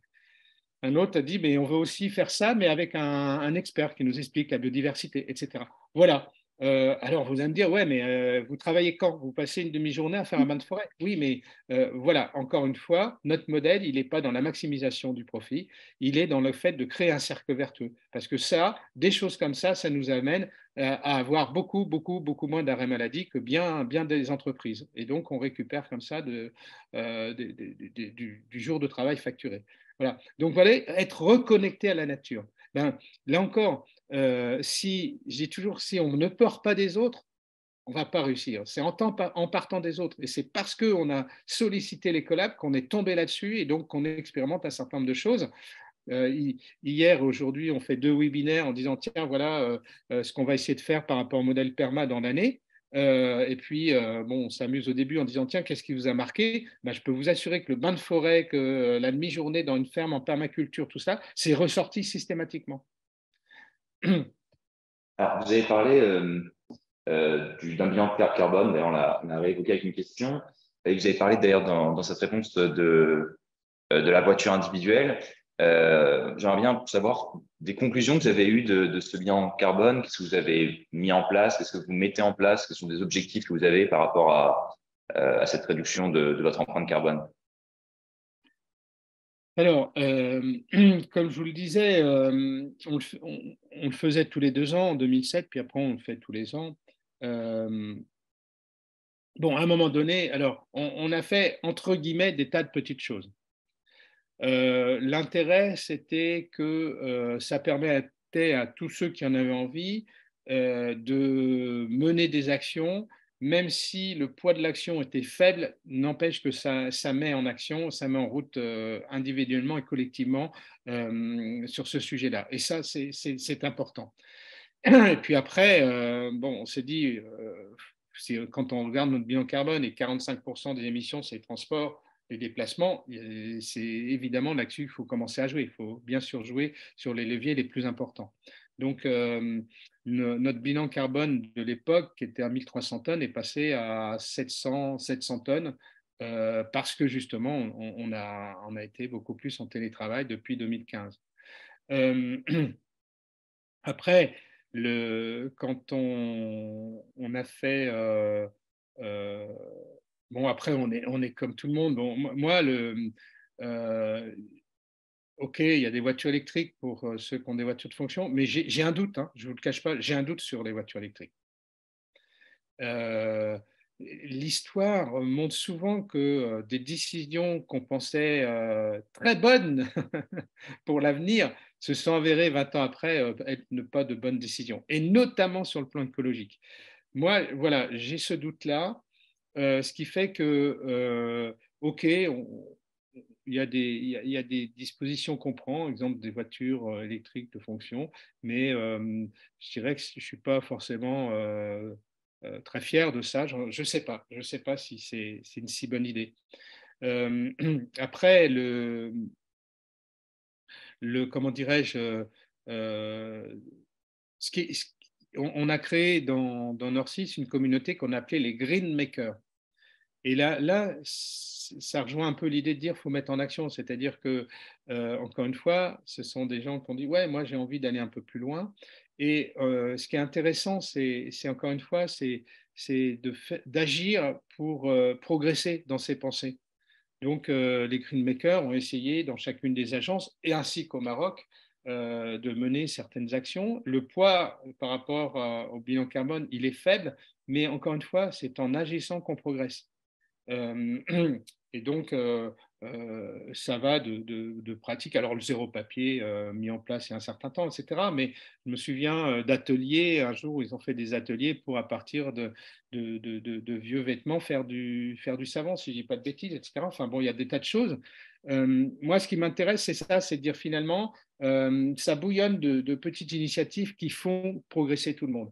Et c'est justement pour cette progression qu'on a fait ensuite ce logiciel qui est un bilan carbone professionnel individualisé pour que chacun ait une idée concrète des émissions. On a par salarié une émission de moins de 2 tonnes. Voilà. Donc, ça commence à être difficile de continuer de la réduire. J'ai même peur qu'on la augmente. parce qu'on est de plus en plus nombreux, et puis parce que malgré tout, voilà, tiens, un débat aussi que vous devez avoir, hein, faut-il être radical par rapport à des postures? Alors, moi, ma position c'est non, et je fais partie de Greenpeace qui est vu comme une ONG très radicale. Pourquoi? Parce que sur ce déplacement en avion, bon, oui, on a une antenne au Maroc. Oui, on a une fondation au Maroc. Bon, ok, on se déplace moins.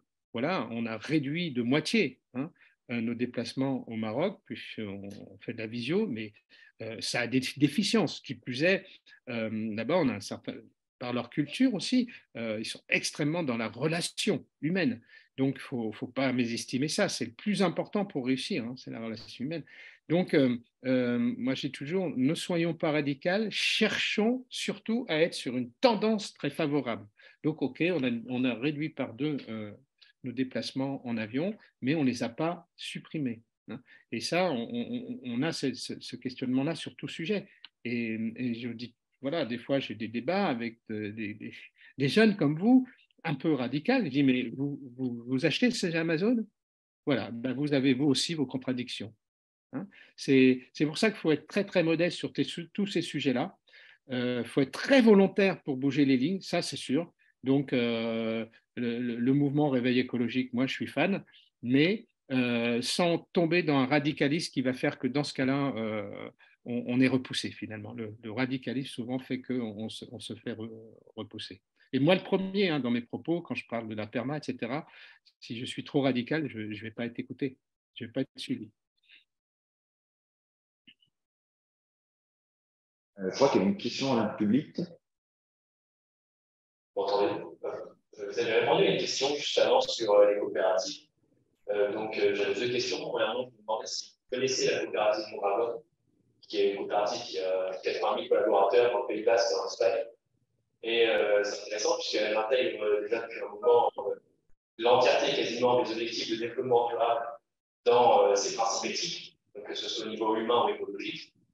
Et du coup, je me posais la question, quand vous avez créé le principe de talent entreprise, est-ce que vous êtes inspiré ou non de la coopérative de J'ai entendu, donc, est-ce que je connais la coopérative Ouragan? J'ai moins bien entendu la suite de la question. Est-ce que je me suis inspiré de pratiques que peut avoir cette coopérative?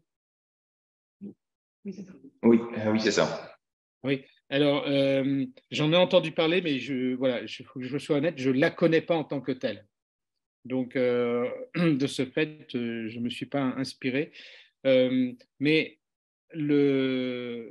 derrière la question, c'est intéressant parce que voilà, je pense qu'il y a des initiatives qui sont prises par-ci, par-là, qui sont vraiment intéressantes, hein. Mais ce qu'apporte le modèle perma-entreprise, c'est encore une fois d'être aligné en permanence et avec la même amplitude sur les 3 principes éthiques. Parce que, encore une fois, tout ça, c'est extrêmement interdépendant. Donc, pour avoir eu dans des cycles d'appropriation du modèle des gens de coopérative, ils en sont d'accord à la sortie. Ils disent, c'est vrai que nous, sur certains aspects, bon, on se dit, tiens, ben, on est perma, mais sur d'autres, on se dit, non, on n'est pas suffisamment engagé. Et donc, voilà, le modèle amène cette cohérence par l'engagement sur les 3 principes éthiques. Mais je ne connais pas Ouragan, j'ai noté. J'irai creuser l'affaire. Merci. Si vous pouvez juste spécifier le nom, c'est Mondragon. Mondragon. Ah, Mondragon, oui. Alors ça oui, j'en ai entendu parler plusieurs fois. Ben voilà, oui, il y a des initiatives intéressantes qui sont prises, mais encore une fois, si je les rencontrais, c'est la première chose que je leur dirais, c'est de dire, tiens, revisitez ça au regard des 3 principes éthiques et on va voir ce qu'il en est, quoi.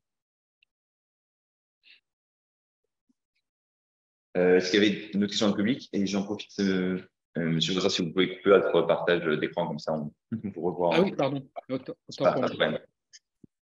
Voilà, excusez-moi.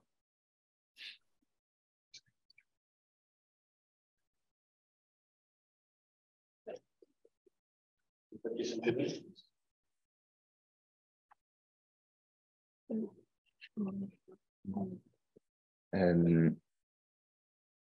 Alors, donc, on a évoqué le fait qu'on pouvait faire des permis d'entreprise d'un certain nombre d'entreprises, pas forcément de toutes. Est-ce que pour vous, c'est soutenable forcément ce modèle de permis d'entreprise si tout l'écosystème autour ne reste pas acquis à ses valeurs? Est-ce qu'à terme, ce serait un profil d'entreprise qui devrait se généraliser à toute la société? Est-ce qu'il y a une idée un peu d'évolution sociétale avec cette idée de permis d'entreprise, ou est-ce que c'est un peu chaque entreprise qui devrait choisir de son côté et évoluer comme ça personnellement, entre guillemets? En fait,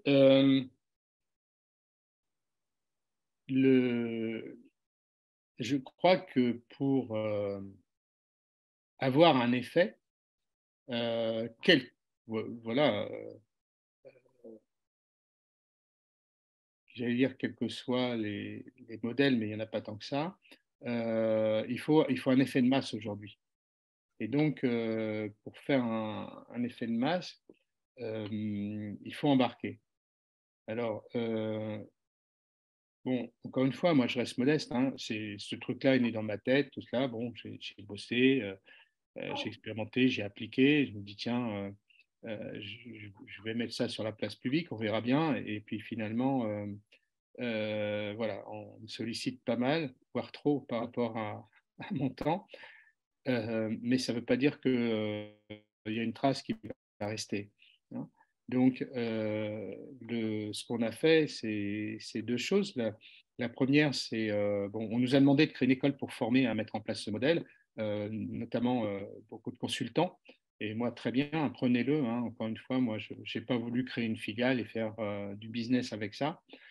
Prenez-le et s'aimer.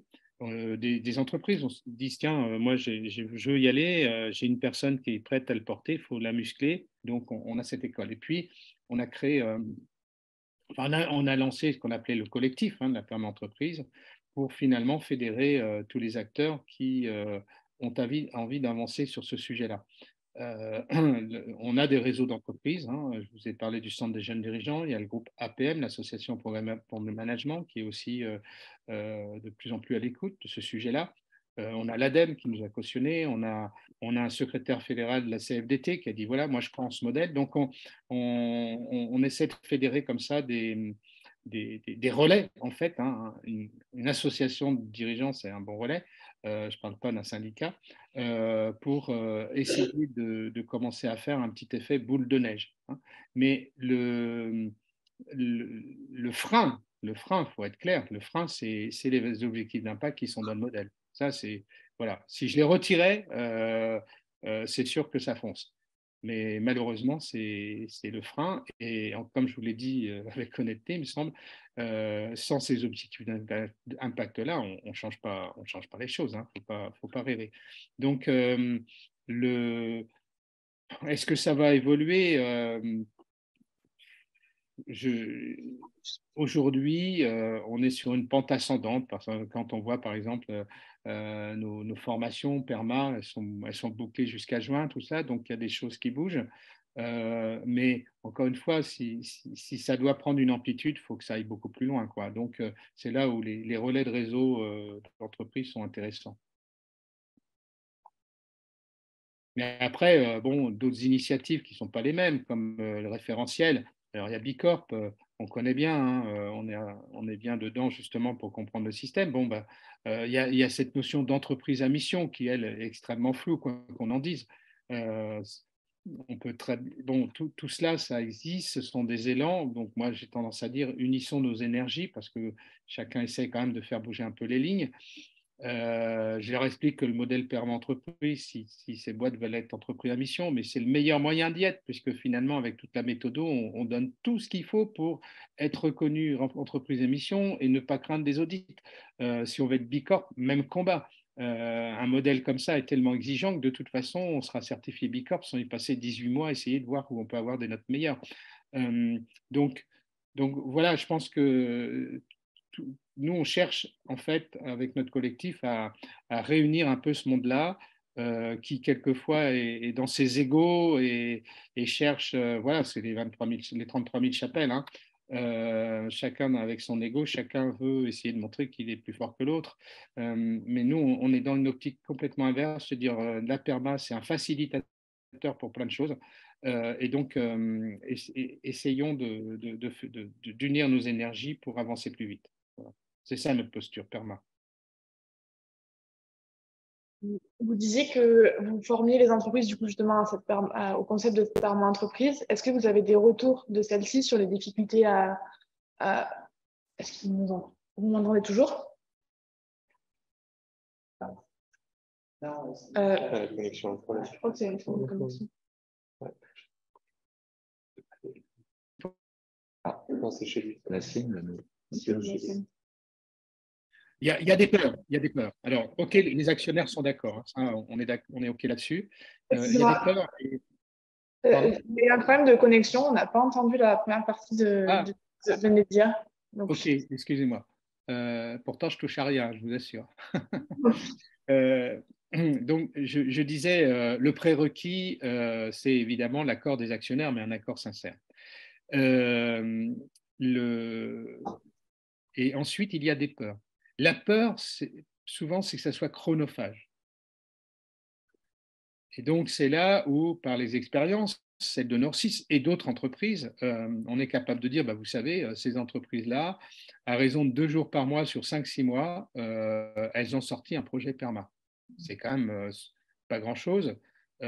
Souvent, elles s'appuient sur une dizaine de collabs qui sont les porteurs. Enfin, voilà. Donc, on a besoin de donner plein d'exemples pour faire en sorte que les entreprises qui veulent y aller se disent, voilà, je ne suis pas en train de mettre le doigt dans un truc qui va prendre beaucoup de temps, et donc le temps, c'est de l'argent.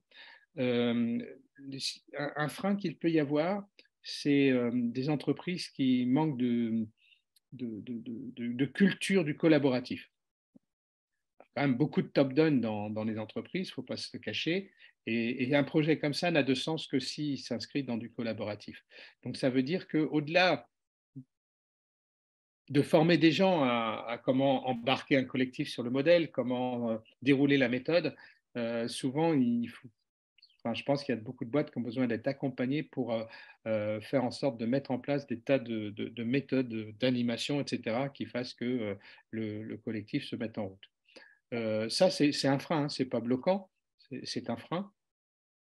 Après, il y a la taille de l'entreprise, comme je disais tout à l'heure. Et c'est là où moi je propose de dire démarrer dans une filiale, expérimentez-les dans une filiale. À 95%, vous déroulez tout le modèle, il n'y a pas de souci là-dessus. Et puis vous allez voir ce que ça donne, plutôt que d'essayer de dire comment je peux faire pour déployer ça sur tout mon groupe. Donc là, c'est pas un frein, c'est plus le fait de dire comment je m'organise pour que ça soit efficace et finalement expérimental. Hein. Qu'est-ce que je peux te dire d'autre sur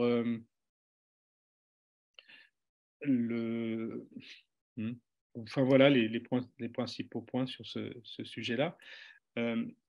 J'ai envie de rajouter, parce que j'en ai pas parlé, mais en fait, ce que j'essaie de démontrer, c'est que en partant d'une autre vision que celle de la maximisation du profit, on peut mieux réussir que les autres. Alors pourquoi? Parce que le but d'un projet perma, justement, qui pousse à anticiper l'avenir, à anticiper des mutations, à comprendre des évolutions, des tendances sociales. Et on en parle tous les jours, hein, de ces tendances sociales où, suite au Covid, on ne veut plus voir l'entreprise de la même manière, tout ça. Enfin, moi, je trouve que c'est hyper intéressant tout ça, mais il faut le prendre de manière positive. Bon, voilà. Ce modèle pousse à anticiper tous ces mouvements-là, mais pour créer un cercle vertueux, après, c'est en fonction de l'activité de l'entreprise, son secteur, enfin tout un tas de paramètres qu'on va pouvoir le faire. Si je prends la mienne, le sport national des ESN, des entreprises de services numériques, c'est de facturer un maximum de jours hommes par salarié. Et la plupart de mes confrères sont en 217 jours. Et c'est hyper violent parce que si un salarié a fini sa mission, ça s'appelle l'intercontrat, quelque part, il est regardé de travers en disant « Mais tu te rends compte, tu nous coûtes, là en ce moment on te paye et tu n'as pas de mission. » Et il y est pour rien en plus. Hein. Voilà. Alors, nous, on n'est pas à 217, on est à 195. Ah, au moins 10% de moins. Comment vous gagnez de l'argent, sachant que les résultats dans notre secteur sont rarement au-dessus de 10%. Et en fait, c'est ça, créer un cercle vertueux. C'est que par un projet comme ça, par la dimension qu'il a, effectivement, on est à 2 à 3 jours en moyenne d'arrêt maladie au sein de Nord6. Dans le monde privé, on a 17 jours en moyenne.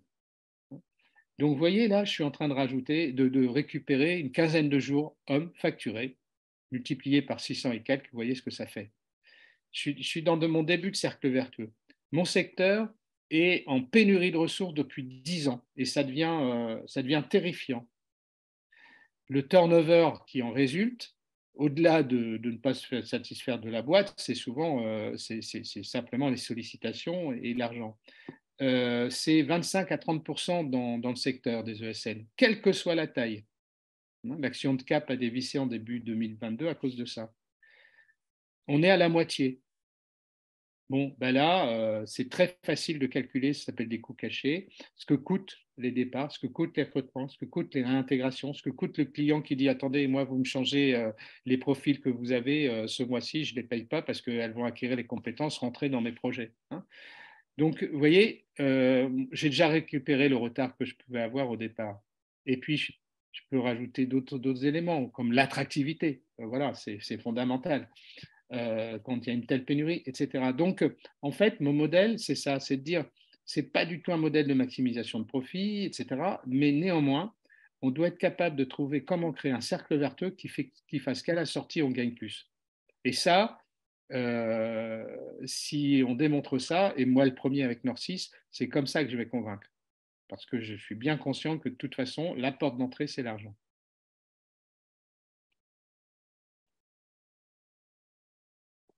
Alors, une autre question.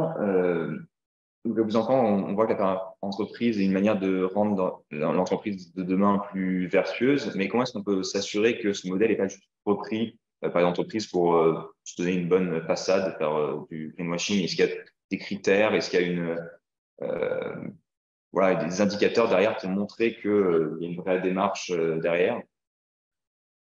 Alors, je ne sais pas si j'ai la réponse à cette question.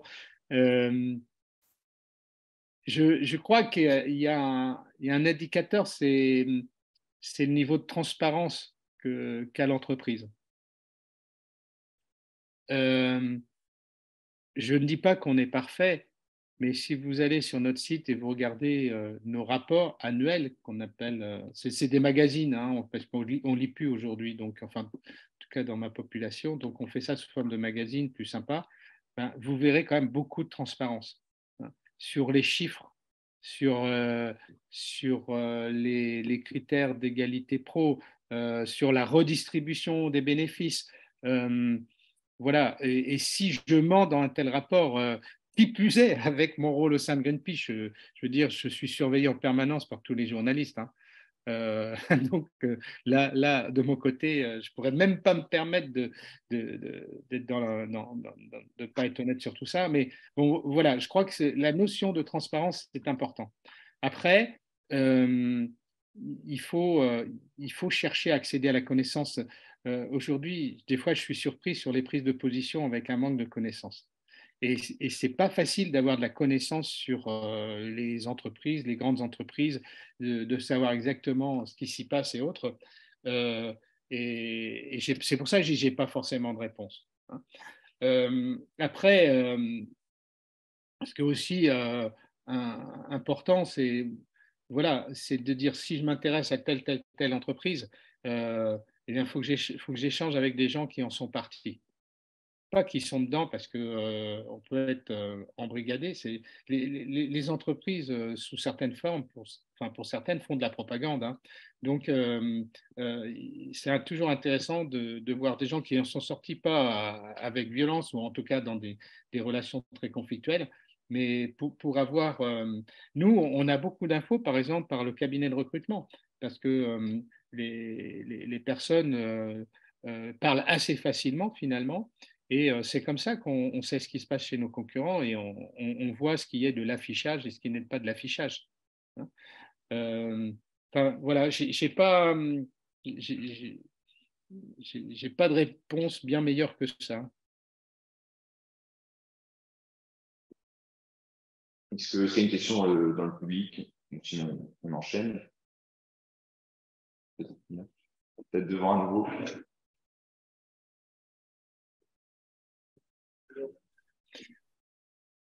À un moment, vous avez évoqué brièvement les syndicats et je voulais savoir si vous aviez, en plus en tant que dirigeant, un commentaire à faire sur la place des syndicats dans une permanence. Alors, j'ai compris un commentaire à faire, mais je n'ai pas compris sur quoi, donc c'est dommage. Sur la place des syndicats dans une permanence. Ah, la place des syndicats. Ah, alors, déjà, sachez que j'ai été quelqu'un qui, justement, quand je m'occupais des centres des jeunes dirigeants, a beaucoup poussé ce qu'on a appelé 15 ans après le conseil social économique.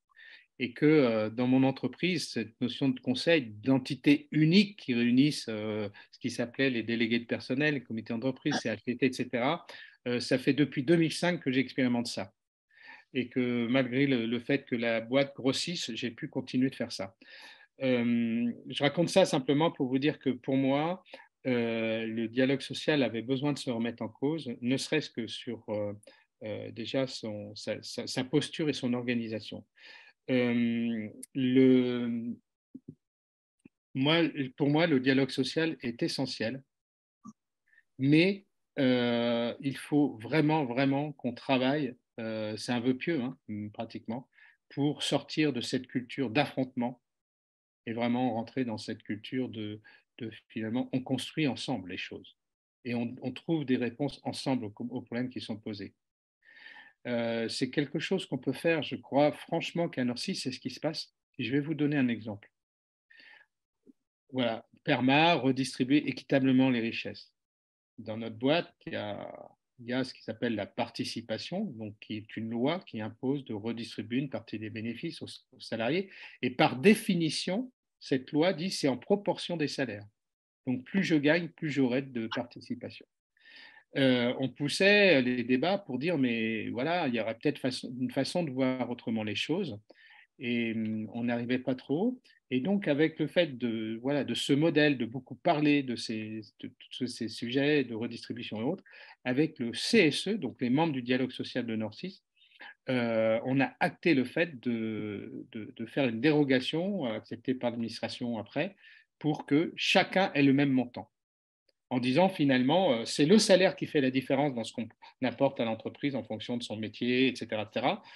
L'engagement, ça passe par des primes, mais la réussite de l'entreprise, c'est tout le monde a le même montant. Et dans les membres du CSE, il y a des gens qui ont perdu. C'est-à-dire qu'ils vont avoir moins de participation qu'avant. Voilà. Pour moi, ça, c'est remarquable. C'est-à-dire vraiment être dans l'intérêt collectif et pas l'intérêt individuel. Donc, quand on a un dialogue comme ça, social comme ça, c'est top. C'est top parce que quand il y a eu le Covid, franchement, à un moment donné, j'ai dit on arrête avec le comité de direction, tout ça. C'est avec le CSE qu'on va définir tout ce qu'on va faire. Et après, le calage avec les RH pour le plan opérationnel. Voilà, le dialogue social peut vraiment être un dispositif hyper important, acteur et qui cherche, qui aide à trouver des solutions, mais à partir du moment où on n'est pas dans l'affrontement. Et ça, c'est pas gagné en France. C'est loin, loin, loin là d'être gagné.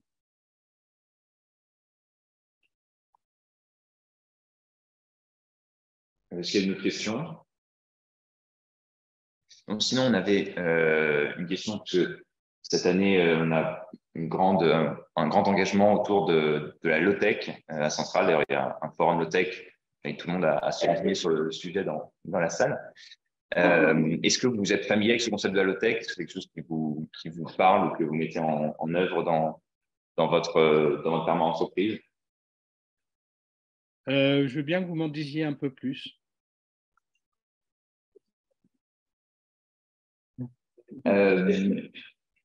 Parler sous supervision, personne plus au point que moi, mais c'est basé sur trois principes, trois piliers, un peu comme vers votre perma entreprise, qui est d'être utile, accessible et durable. Est-ce que c'est quelque chose qui vous parle, notamment dans les projets, par exemple, de votre entreprise? Est-ce que vos projets numériques sont utiles, accessibles et durables? C'est une idée, mais peut-être ça vous évoque autre chose. Alors, oui, en fait,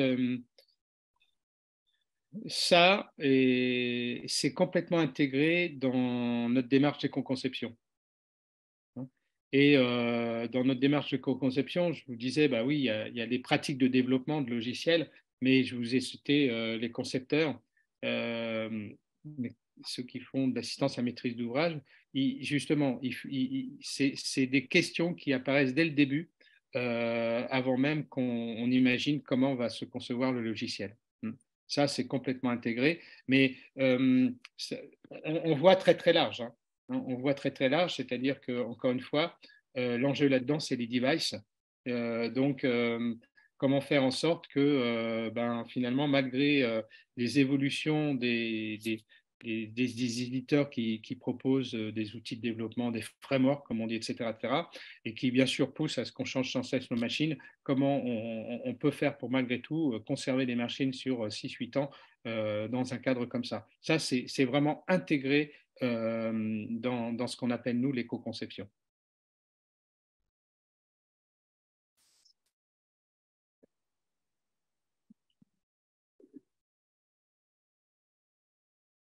Peut-être aussi une question sur le modèle de gouvernance d'entreprise. Est-ce que vous avez beaucoup parlé de poser des questions aux employés, etc., pour savoir un petit peu leur volonté, mais est-ce que ça reste un modèle de management assez vertical, ou est-ce que voilà, vous essayez de repenser la direction de votre entreprise par rapport à ça aussi? Alors, je me suis pendant un certain temps interrogé, effectivement, disant, tiens, est-ce qu'on peut développer ce modèle PERMA dans une culture très directive et top-down? En fait, on peut mettre sur papier un projet dans un cadre comme ça, mais il ne va pas être porté. Et donc, il va échouer en partie ou en grande partie. Ça veut dire qu'effectivement, c'est pour ça que je disais la culture collaborative peut être un frein si on ne l'a pas. Le modèle pousse à faire en sorte que les salariés qui le souhaitent puissent être acteurs de l'évolution de l'entreprise. D'ailleurs, nous, c'est un de nos enjeux, carrément. Hein. Mais ce modèle pousse à ça. Alors, des fois, on me dit, ouais, alors par rapport à l'entreprise libérée, par rapport à Opal, etc., qu'en est-il? Tout ça, ça touche la gouvernance et donc le management. Tout ça, ce sont des facilitateurs pour pouvoir bâtir un projet PERMA plus efficacement et donc porté par le collectif. Mais voilà, je pense que oui, il exige ça. Il exige ça parce que le mode directif et top-down, de toute façon, ne va pas embarquer. Et c'est dommage parce que justement, toutes les boîtes qui sont sur ce modèle, qui l'expérimentent, le premier retour qu'ils me font, c'est incroyable, ça a réveillé ma boîte. C'est même les collabs qui me disent, mais on ne va pas assez vite. Mais pourquoi on ne traite pas tout de suite ces dossiers-là? Donc, c'est en cela que le top-down ne pourra pas fonctionner dans sa mise en œuvre et son efficacité.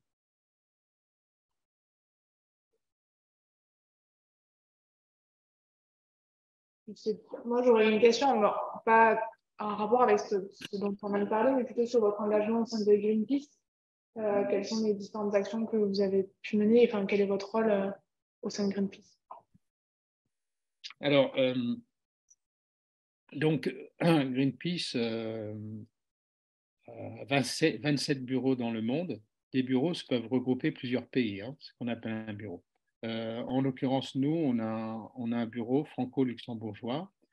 Et donc, il y a une équipe de 150 salariés en France et 25 au Luxembourg pour porter tout ce que doit porter Greenpeace.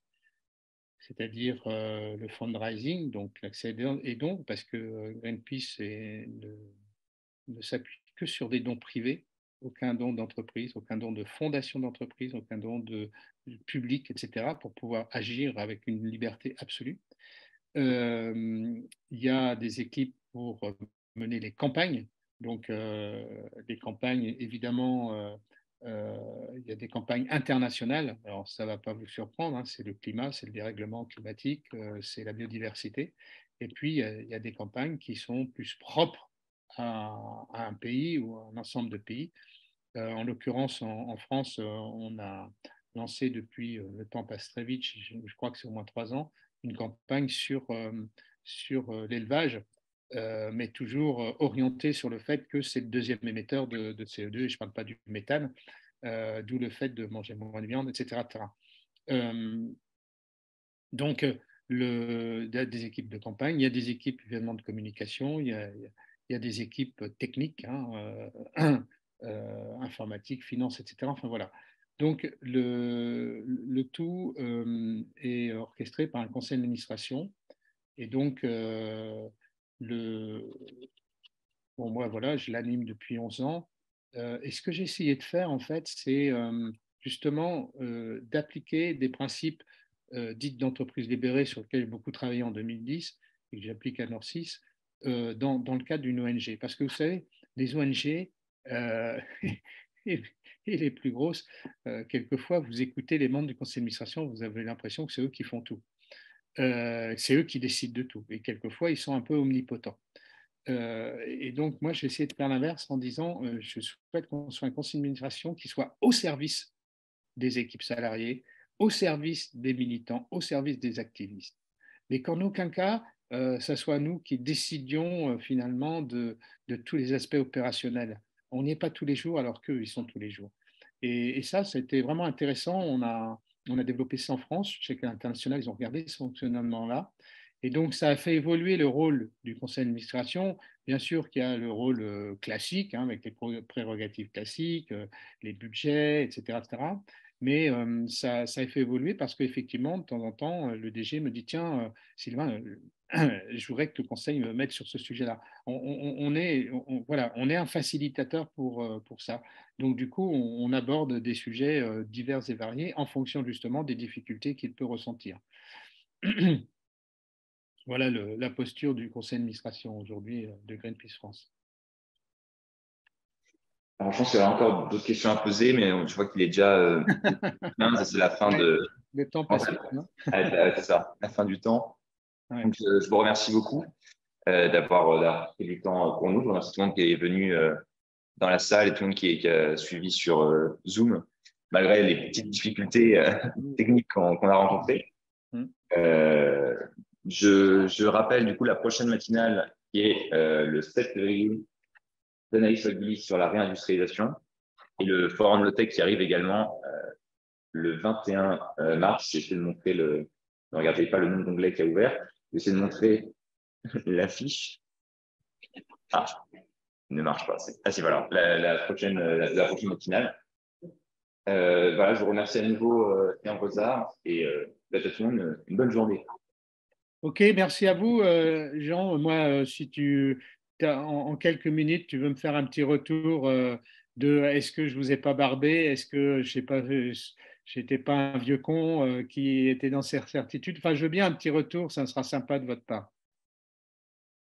Je vous enverrai un Oui, à l'occasion, il n'y a pas urgence, mais voilà, c'est sympa pour moi aussi de voir comment c'est ressenti par votre jeunesse. Ça marche. Merci beaucoup. Bonne journée. Allez, ciao, ciao.